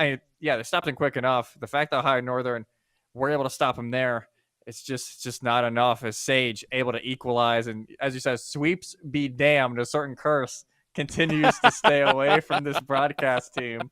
But no, honestly, Sage, this is what we've seen. They're going to be a little more versatile than ONU. We saw them try and pull out the SIG, and it honestly just didn't do a whole lot outside of Streets phase. Once you got into third phase, they don't feel confident enough in it. They go over to the Orisa, and it doesn't work out that time.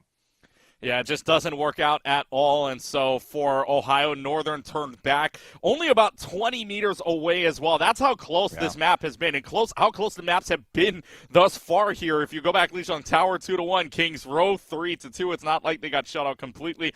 And only 20 meters away were the Polar Bears, but unfortunately the Gators turn it back. We will see at least push. We do know that.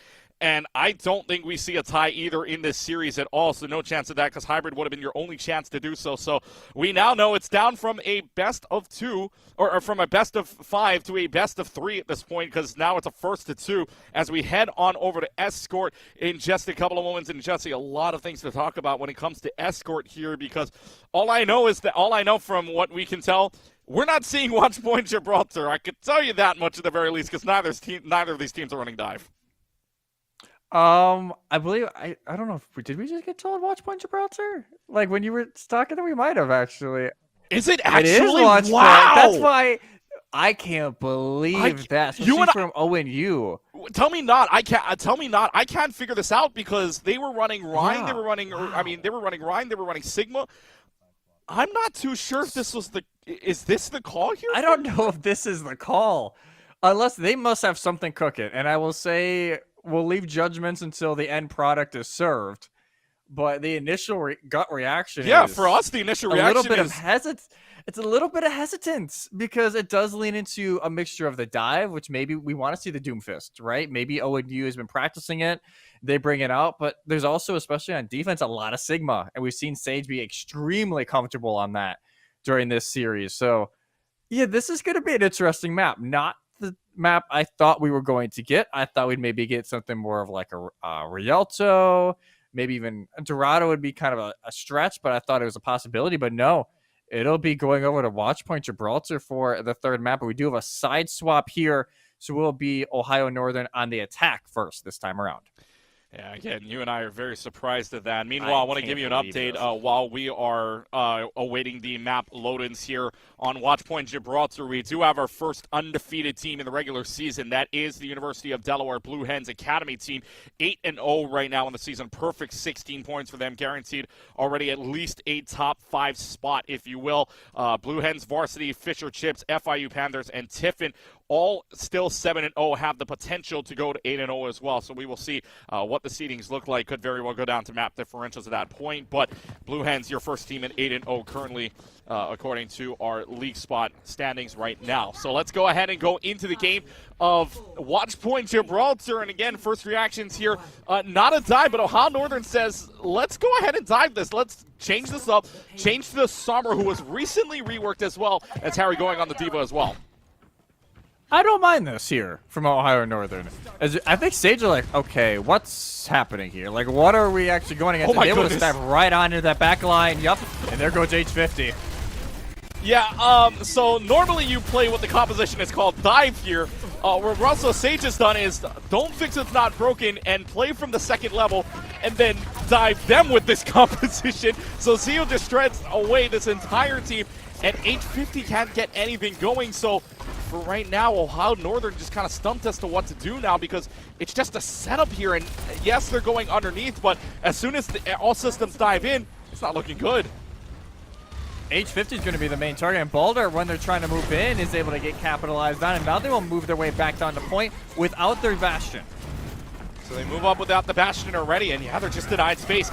That's exactly for Russell Sage, actually. That's exactly where they want the payload. It is stuck where it is right now, and Harry does get the kill onto TJ, but this isn't going to look like very much more likely. They're diving the Baptiste. Baptiste has no immortality field, so Sosi's now gone, so more space getting here for Ohio Northern. They have to respect the Bastion because that Bastion will shred them away with no recall.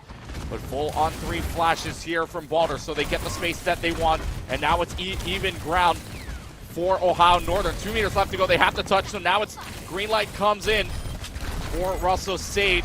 And now the Lucio getting hacked up for a little while, gets hit by the virus. Actually, I think that's the Symmetra that gets hit by the virus. And now Harry tries to remake, but to no avail. DJ's right behind them at their back. Water coming up on a pulse bomb and might be too little too late as Ohio Northern backs off. Honestly, not a bad push, though, for Ohio Northern, considering what they were up against. They're able to just slowly move that car forward. This is where they may have issues, though, is especially with the Symmetra in play, Jag has the mobility vertically that usually Ryan's very much struggle with on this map, especially during this phase. That's why he's maybe not the greatest pick, but when you have that TP, you can just escort him around. And now Boulder, they will be going into the backline trying to find something, and them and Millions both just chilling in second phase. Chilling right now as you've got the Shatter out. You've also got the EMP out, and the EMP pays off dividends. Millions and Boulder combining for 4 total kills. And the EMP Pulse Bomb combo comes up big. The team wipe as Ohio Northern finds another 2.5. This Sombra is going to create a lot of issues here for Russell Sage because, especially with the new rework and the slight buff that she got recently to her ult charge, I believe it was like a 10% increase and decrease in time to how long it takes to get the ultimate. She is going to create some real issues here. She can just continue hacking the teleporters, hacking the immortality field, and it denies a lot of that mobility.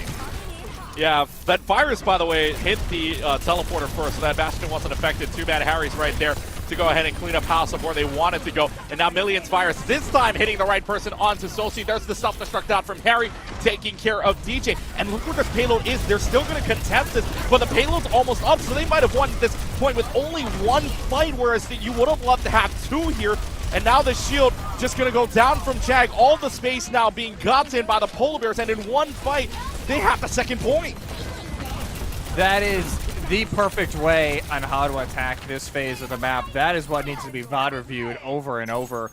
As Sage now will go over to the Ramatra, but again, they have no issues for the Sombra. They almost have another EMP, and Ohio Northern is picking them apart 1 by 1 every single fight.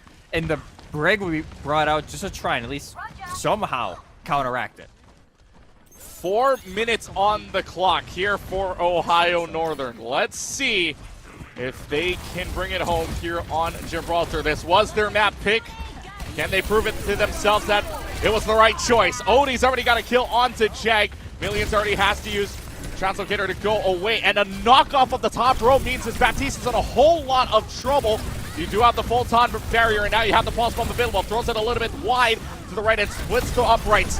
But Millions, though, is able to take care of Solsi, and that's a big kill because you only lose a Tracer, yes, but that's a big trade-off for both of the healers for right now.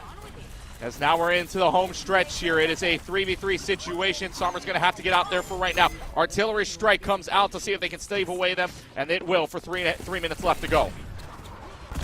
Yeah, I think honestly that was just, hey, we need to, use something. I wouldn't be shocked if they swapped, but instead they won't. Okay. Ohio Northern, you could tell at the very end, they're like, okay, we'll get what we can off this, but we're not going to try and commit. And now Millions with the scouting, trying to see how they want to go at this. With DJ on the Genji, could put at least a little bit more pressure onto that back line.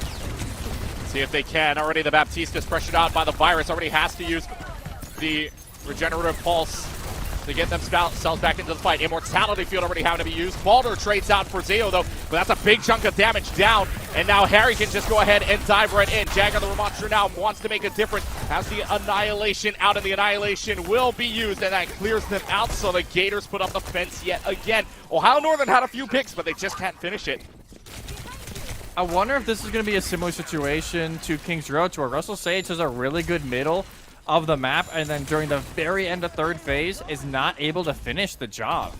And, obviously for Ohio Northern, it was the opposite way around last time, but you have to start worrying, honestly, if you're Ohio Northern. If you can't get something off this next EMP cycle, you're 40% away right now. But Sage has started to make the correct swaps to try and counteract the style that has worked up to this point. Yeah, Torbjorn and Zeo. Torbjorn as well as Soldier for Zeo. DJ on the Torbjorn instead of the Symmetra.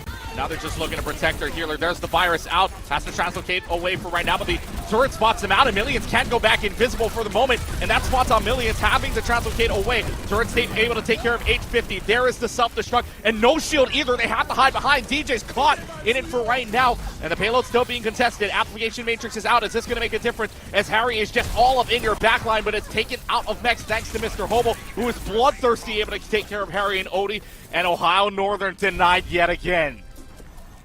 We know it's been Odie who's traditionally been the aggressive Kiriko in this matchup, but Mr. Hobo able to get 2 through the M Matrix, and it just does not work out for Ohio Northern. They will start making those swaps that we've been seeking. Harry will go over. Well, they did go over to the SIG. They'll actually swap over to the Ryan that we saw earlier today. Odie as well goes over. They will keep the Sombra for now with the EMP. That is their massive win condition going into this fight, and I have a feeling that Torb turret, like you said, it is such a pain in the side for the Sombra, because as soon as they go out of invis, yes, the hack will go through, but it's a lot you can't do, especially go invisible now. You're asking for the EMP, you're asking for a lot of follow-up, but the team wasn't there. The team didn't help you out there because they were so far back, and now Jag and Sosi both getting their kills means 30 seconds left to go. If you want to get back, you got to get back now. This Reinhardt cannot fall, and this Reinhardt will get back with the rest of the team as they switch on over back to the main. That seemed way too desperate for Millions. They were like, okay, we need to go in, and like you said, the team was not there. They were not ready to try and capitalize, and they get absolutely shut down seconds in. The Mace Swap will be late to try and see if they can cut off Jag early and at least force the Nemesis form very early. Annihilation is available. Mr. Hobo, though, kind of just sits in the wayside because nobody's really going to dive this Brigida, if anything, so 0 seconds on the clock. We hit the overtime. Molten Core comes out. Molten Core, 850 steps inside of it. What? 850 has caught him inside of it, and now the Tactical Visor, all the ultimates starts getting pulled out. Nobody else is able to touch the point, and the Gators, despite having 4 minutes on the board, turn back the Polar Bears, and it's just now the same situation they had on Kings Row. Russell Sage needs to complete it to go up 2-1. Man, they needed that Lucio to live too. H50 just dies too early. They were 10% to beat, which would have kept them in the fight. They would have been able to use window at that point, and maybe even more after that. Obviously, that's a lot of hypothetical, but that is what they needed to at least have a chance in that fight due to the ult bank that Russell Sage built up due to the failed EMP the previous fight. So what a turnaround there from Sage. And like you said, it's just opposite from last time. Instead of having to hold on to make sure Ohio Northern didn't complete the map to win it, it'll be them who need to complete the map to win it and get that advantage going into map number 4 and solidifying themselves in a very nice position in the playoffs. Because like you said, and we said at the very beginning of the show, both of these teams pretty much locked into playoffs unless there's an absurdity of crazy situations that occurs. So both teams just trying to get in that nice spot, trying to avoid, the teams that are undefeated, like TU, who are undefeated going into tonight. Like both Delaware teams, Academy is already confirmed to be undefeated. The main team could be as well.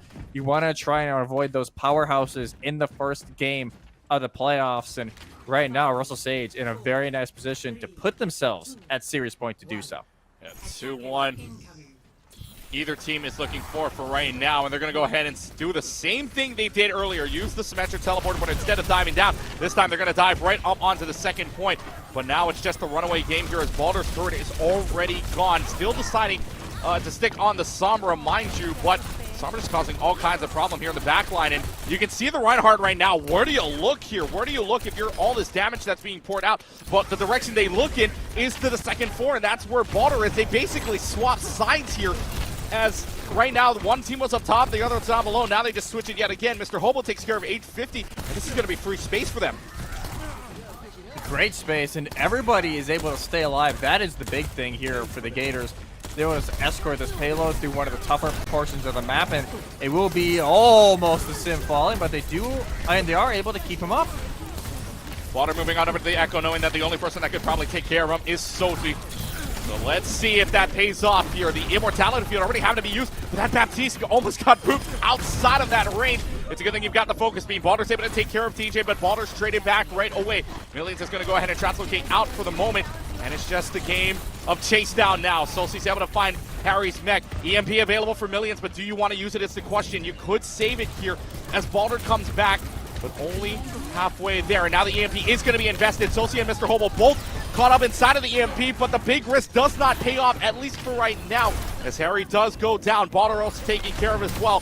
What is the final fight? Jag just swings away the hammer, and all you've got left is the Kiriko along with the Sombra. Both of them can't touch, and it will be 2.5 added to Russell Sage's time. I don't mind the EMP there, but the follow-up isn't there. Harry was out of mech still and not able to actually get in mech during the EMP. Boulder, yes, you're able to get Sosi, who is a big member, probably the best target you could find, but they have to trade their life for it, and it's just not worth it in the end for the Polar Bears. And now they will go all the way up to the ship, try and gain that high ground, but they do lose their Lucio in the process. Lose it by the hands of the sticky bombs from Balder, so they manage to Balder. Oh, Jag in the air? Excuse me? With the air fire, I mean, you can't even call it the fire strike. At this point, you might as well call it the air strike there from that fire, but it's not going to be enough. Balder isn't going to be enough on the falls as Ohio Northern turns them back. Able to push him away just for now. What a fire strike, though. Holy crap from Jag. And they continue to hit him and just keeps them in some of these fights. The big thing there, they didn't have to use anything, ultimate-wise. They have 5 ults. And even though he has millions, just kind of just going to poke around, try and see exactly where the plan is. They're actually just going to use Sim Barrier to make sure they can get to that high ground with the TP. Focus beam already used, so that 7-second cooldown is gone. What? But DJ is caught up in the ground. DJ went down to the second floor, so good awareness from the diva of Harry as Harry just runs right into DJ down below. So now you're missing out on a Symmetra. You have the Earth Shatter available, but knowing the multi-level differences and how they can dive here, there's no really big chance at this. No, I want to know how DJ landed on the low ground, and again, they're picked off early. Yeah, that's what happens when you've got the stagger out. Millions coming up on an EMP coming up at about 77%. Already has to back away. And Zio used the Blizzard, but it's eaten. Nom nom nom nom nom. Harry eats it up. And Ohio Northern sends it back. The Blizzard doesn't get a thing.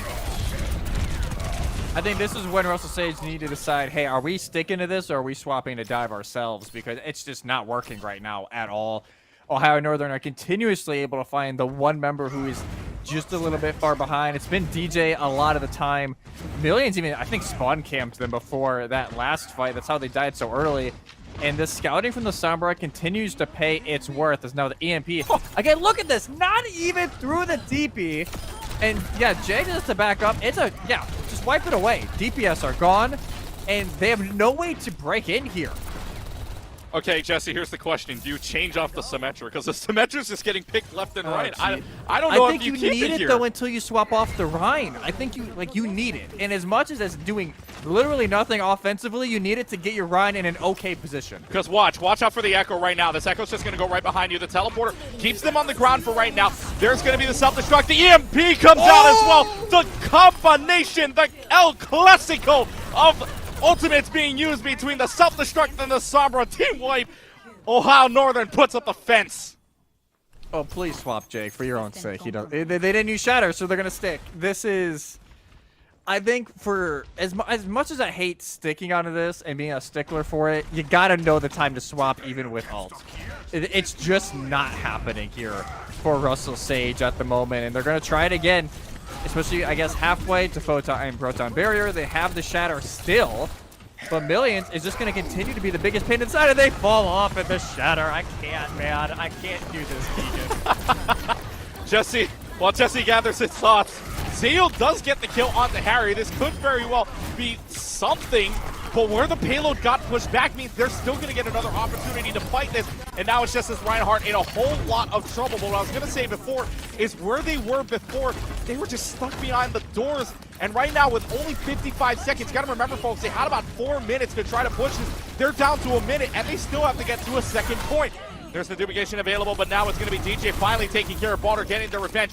Kitsune Rush does come out from Odie, though. Is this going to find anything? It absolutely does. Sosi's in the back line, and Sosi is gone. Salmera is going to be popped out to keep this team up for a little while and to keep this team fighting. Both of the support ults gone, but that might be just what they needed to take care of business here. Harry's falling oh so low, but so is the rest of the team as Russell Sage knowing this, and they're going to have to either try to find a way to back off here or they got to keep fighting this, considering that 2 of them are already down out of the fight for right now. And the Sound Barrier, it misses out, but Jag is able to just get in front of it for right now. There's the Earth Shatter out. There's the Blizzard at the same time. The Earth Shatter takes care of Balder, and now the self-destruct at the same time. No EMP to follow this up with, so so that self-destruct goes for nothing, but Harry gets the remix sit-down kill onto Mr. Hobo. However, Russell Sage trying to turn this back on its head. They already find their kills. They turn it around, and 60 meters down to 84. But can they keep this one going is the question. Odie could find a touch here, but 3 minutes left to go. The Sombra is touching. Sombra is gone, and Russell Sage look like they can turn this right back around. Zayo, Jag both fighting. Pick, it's just down to the supports, and you know you can't do much damage with them. And in the 11th hour, Russell Sage finds another 90. I can't believe that worked. I cannot believe that worked from Sage, and now they enter the phase of the map where this comp is honestly in its prime. Especially for this map. It is a pure rush map the rest of the way. Ohio Northern, they go onto the Rhine and then back off. They didn't have a lot of ult charge to begin with, though, so it's not a massive impact for Harry. Russell Sage, they need to find a way to snowball this and avoid the impact of this EMP that Millions is just prepping for on this high ground. EMP available for Millions. No self-destruct to go alongside of it, but the EMP is big. It hits almost everyone. It could very well be the follow-up. They only get one pick off of it, but the impact that this EMP has is immense. They have to back off for right now. They've got TJ down to 40 seconds left to go. If you're Russell Sage, you got to find a way to end this fight now. You got to get back off, but it looks like they're so close, and now they're just going to have to back off because of all the picks. 30 seconds left to go. One fight territory, Jesse. They'll have one chance at this Ohio Northern. They have the Kitsune Rush to try and bounce that aggression early. Plus the Sombra that may come soon after. Mr. Hobo has just a slight lead in that. They may have to use it as an aggressive maneuver against that Kitsune Rush early with the Shatter and Blizzard in tow. Kitsune Rush comes out first. That's the only ultimate available for Ohio Northern. Russell Sage actually has nothing besides the Sound Barrier, besides the Shatter coming up. 7 seconds left to go. Somebody's got to find a way to touch. They contest it for right now. They let it move, and they get all the way around. But Balder and Harry both finding their kills. Sound Barrier comes out. Shatter gets one down, but a good cleanse and a good Sound Barrier out as well. It's a team wipe for Ohio Northern, and Ohio Northern sends themselves to series point 2-1, putting up a fence against the Gators. They flip the script, and they use that Kitsune Rush perfectly at the beginning of that fight. They just make Russell Sage panic. They make sure, like, hey, they are not going to have a clean entry. If they do, they have to use the teleporter, and it's going to be a little scuffed. What a combo this was. This nice little old-fashioned EMP self-destruct. You love to see it. We don't see it a lot as of late, but that was perfect. Kitsune Rush just throws them off, and they die before they can... They're baptized so early in that they have to use Sound Barrier late, and it's a train wreck, honestly, for the last attack of Sage. It's not because of their own doing, it's just because the Polar Bears do an absolute wrench into it. Yeah, you want to talk about deja vu as well. The team to attack second has lost now in both of the rounds. Russell Sage on that last point of Watch Point Gibraltar, and Ohio Northern on the last point of Gibraltar as well. But you saw how close that box of victory was. It got up to less than 10 meters, and on Kings Row, less than 20 meters. So this is how close this game is. We said sweeps be damned earlier, but my, oh my, how close this series is right now as we head into the next map of Push. And look, I'll say to myself, I thought Watch Point Gibraltar came out of left field, but Gibraltar in the end for this team from Ohio Northern, we put our hands up and we say, hey, great pick, and out of left field comes a home run for what is Ohio Northern's Push. So now we head into the Push map, speaking of, as it will be only 3 maps, Colosseo, New Queen Street, and East Esperanza. I mean, what do you do here if you're Russell Sage looking down series point? Well, I will say also the team who's picked the map has won the map so far, other than obviously our initial map, which I believe was honestly OW2 choice because they were home team. So the team who's picked the map so far has won it. So if Sage can continue that trend, we have a little bit of Flashpoint on our hands potentially, which we don't get to see a lot of because it is that 5th map in the rotation. But I'm trying to think here. They've shown just a lot of the Rhine. They showed the SIG. If they want to run the SIG, which I think honestly is their best chance, the SIG versus SIG matchup has been their best against ONU so far tonight. Not New Queen Street. That'd be the one thing. Like, not New Queen Street. I would be leaning towards Colosseo. Yeah. But I want to see what they're kind of leaning to because I could see Esperanza working as well. Queens is the only one I'm like, the sim TBs are a little abundant on that one in the streets of Canada, and it could get a little too sticky. Yeah, I'm interested to see. I think it's going to be either Coliseo or Esperanza, but I think you're absolutely right in Coliseo just because you're wanting that SIG v SIG matchup. You want to go ahead and push against up each other. So right now, like our producer observer saying right now, Coliseo is going to go ahead and indeed be the map pick as we send it right in. But for you, I mean, for us right now, this is going to be close. Like you said, the team that has picked the map so far has been on the winning side. Will we get to do this again? Will we see Game 5, or will Ohio Northern send them back in a 3-1 record? Remember, folks, this is for seeding, really, and this is so close if we ever get this rematch back in the playoffs. But Russell Sage right now, sitting at a 5-2 record, needs this to go to 6-2 and tie the record of Ohio Northern. And actually, the map differential right now, record-wise, Ohio Northern would get, so to even tie up the records overall would be a very, very good news for Russell Sage. A couple of updates as well. Nothing besides the two that we give you so far. Fisher Chips 8-0, Blue Hens 8-0 as well. So two teams already guaranteeing themselves a spot in the top 5. Just Blue Hens, Varsity, FIU, and Tiffin left to play at that 7-0. Meanwhile, joining the 6-1 teams of Ohio Northern, Cumberland, and Roberts Wesleyan still awaiting their games. We're still awaiting any results we have for them thus far. Let's go ahead and go into Coliseo. Jesse, what do you see so far? And I'm seeing a Doomfist. Okay, this is interesting. Well, Sage doesn't go in the Sigma that we thought they would potentially go here. They will go back to the old classic that worked incredibly well on Lijiang Night Market. And instead, Ohio Northern, maybe expecting the Sig comp, go with a counter comp with the Doom, and they may have a lot of issues going into this, I won't lie. Okay. My goodness, H50 tried for the little bit of a cheeky res, if you will, but Jenks is not so fast, my friend. Gets the charge out, and it's going to be the robot control. Now, we're used to seeing all of these elongated fights here, but that was so quick.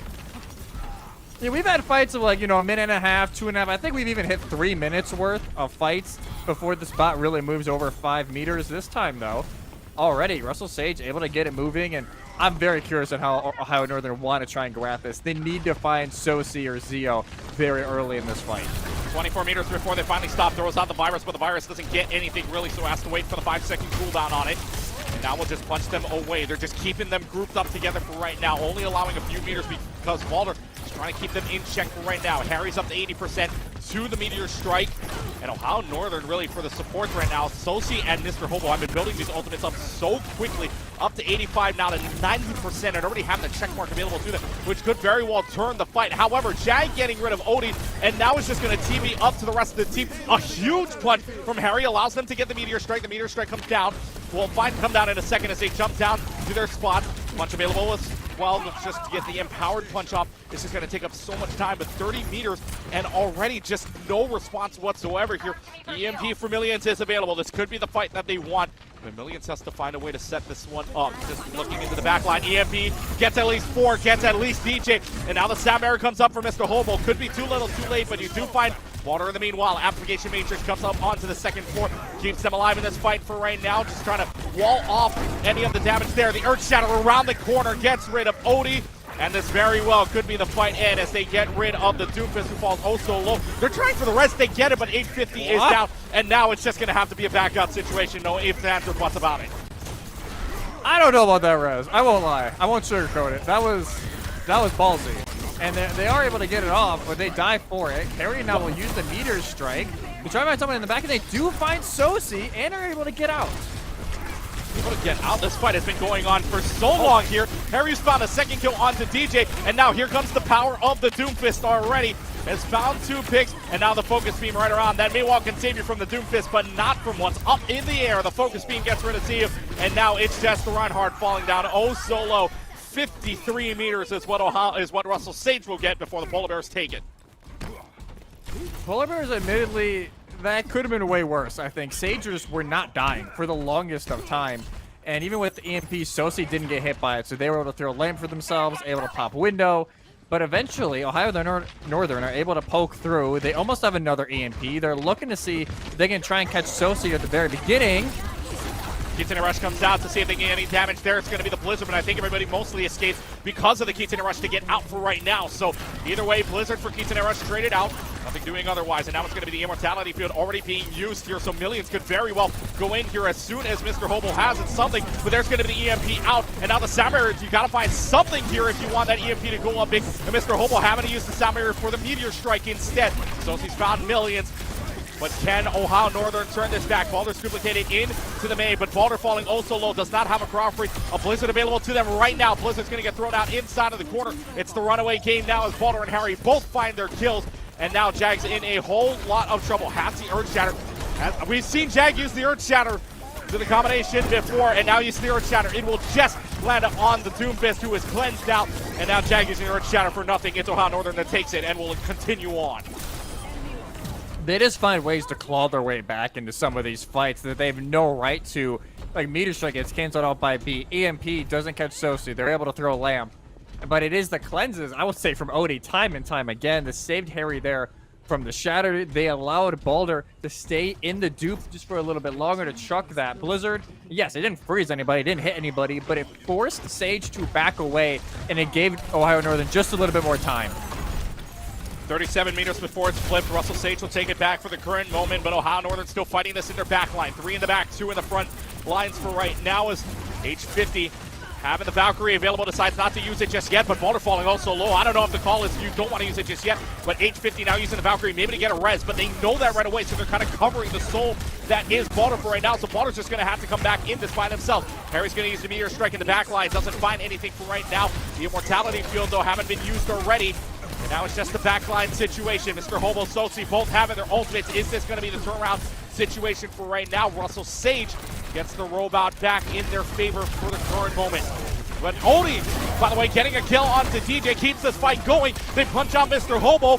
Millions is gone, has the EMP, but that EMP could have been very well big for them as they back up for right now. This Baptiste in a whole world of trouble as they will just back up for right now. Baptiste gone, and it looks like Russell Sage isn't going to get this back. It's back to Ohio Northern. But they do a great job again stalling out. That was, what, 2-minute fight?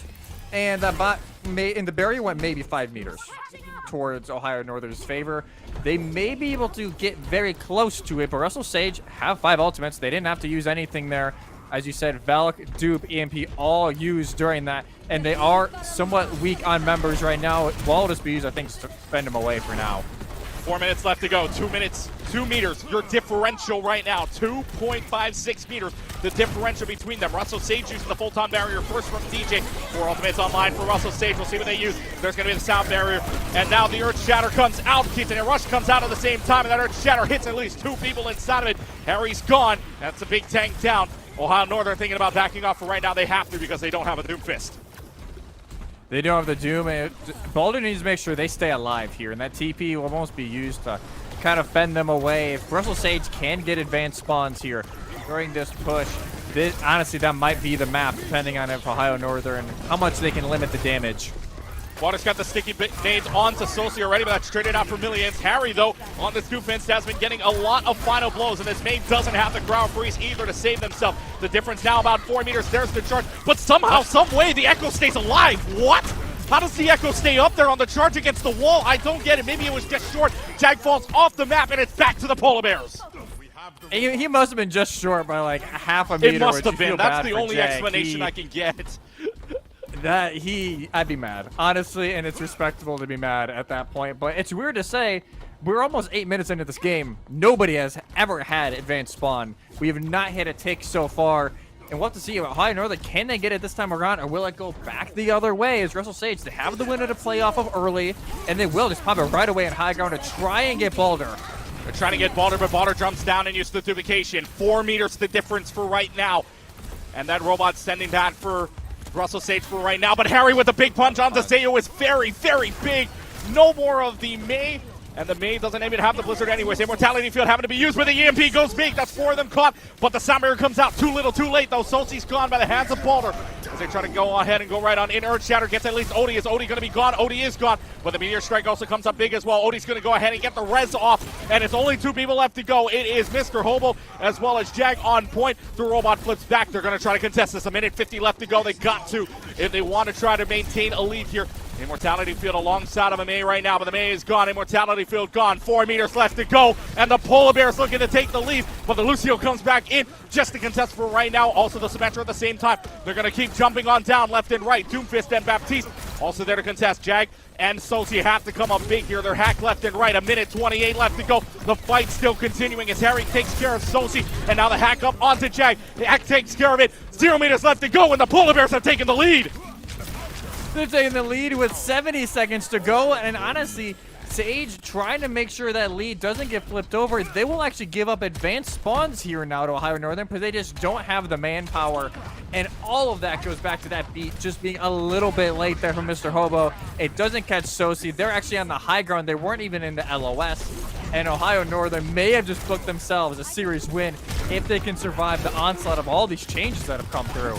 From 4 meters down to 16 meters up, Ohio Northern looking to close this out right here, right now. But DJ and Zayo both getting their kills. H50 does get the rest up on the border, but it might be too little, too late here. It's just the Echo that does go down. Mercy's gone as well, and we're back to Russell Sage. 30 seconds left to go to make the difference of 16 meters. But you gotta remember, folks, the advanced spawn still in favor of the Polar Bears for right now.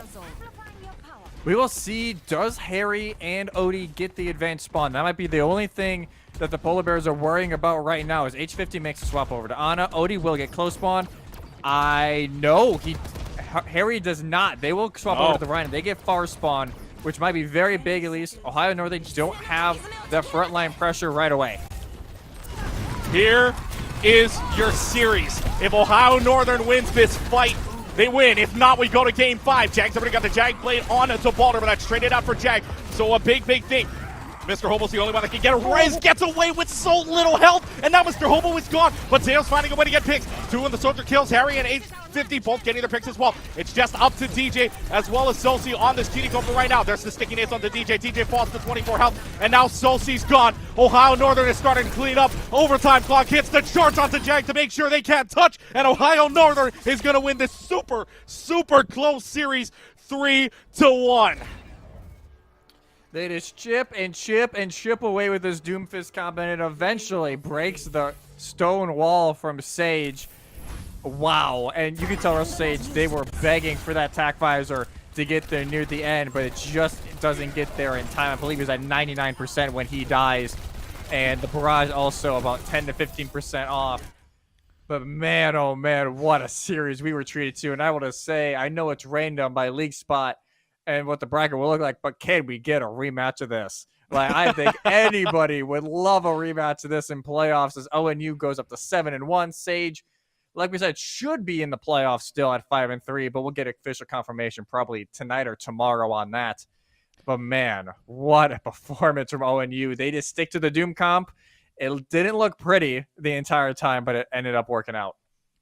Yeah, pretty much good confirmation here that they're going to be, both teams are going to be in. This was mainly for seeding, but my, oh my, what a series we had. 7-1, you said, Ohio Northern 5-3 for Russell Sage, and they have at least 10 points, which is the minimum according to the rule books here. By the way, another update as well.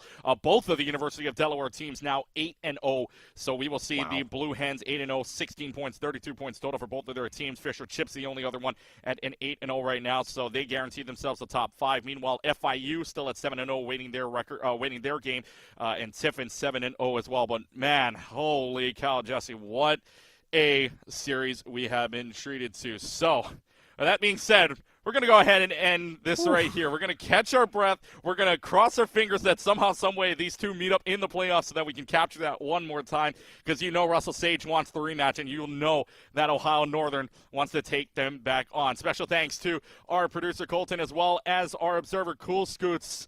And Jesse, my oh my, what a series we had overall. Coming up tomorrow, by the way, it is ECC Valorant with the quarterfinals between Malloy and the College of Staten Island. Check that out tomorrow right here on Esports U. For Jesse and I, thanks so much for watching. Have a good rest of your night, everybody, as one more time, Ohio Northern wins the series 3-1. Have a good rest of your night, everybody.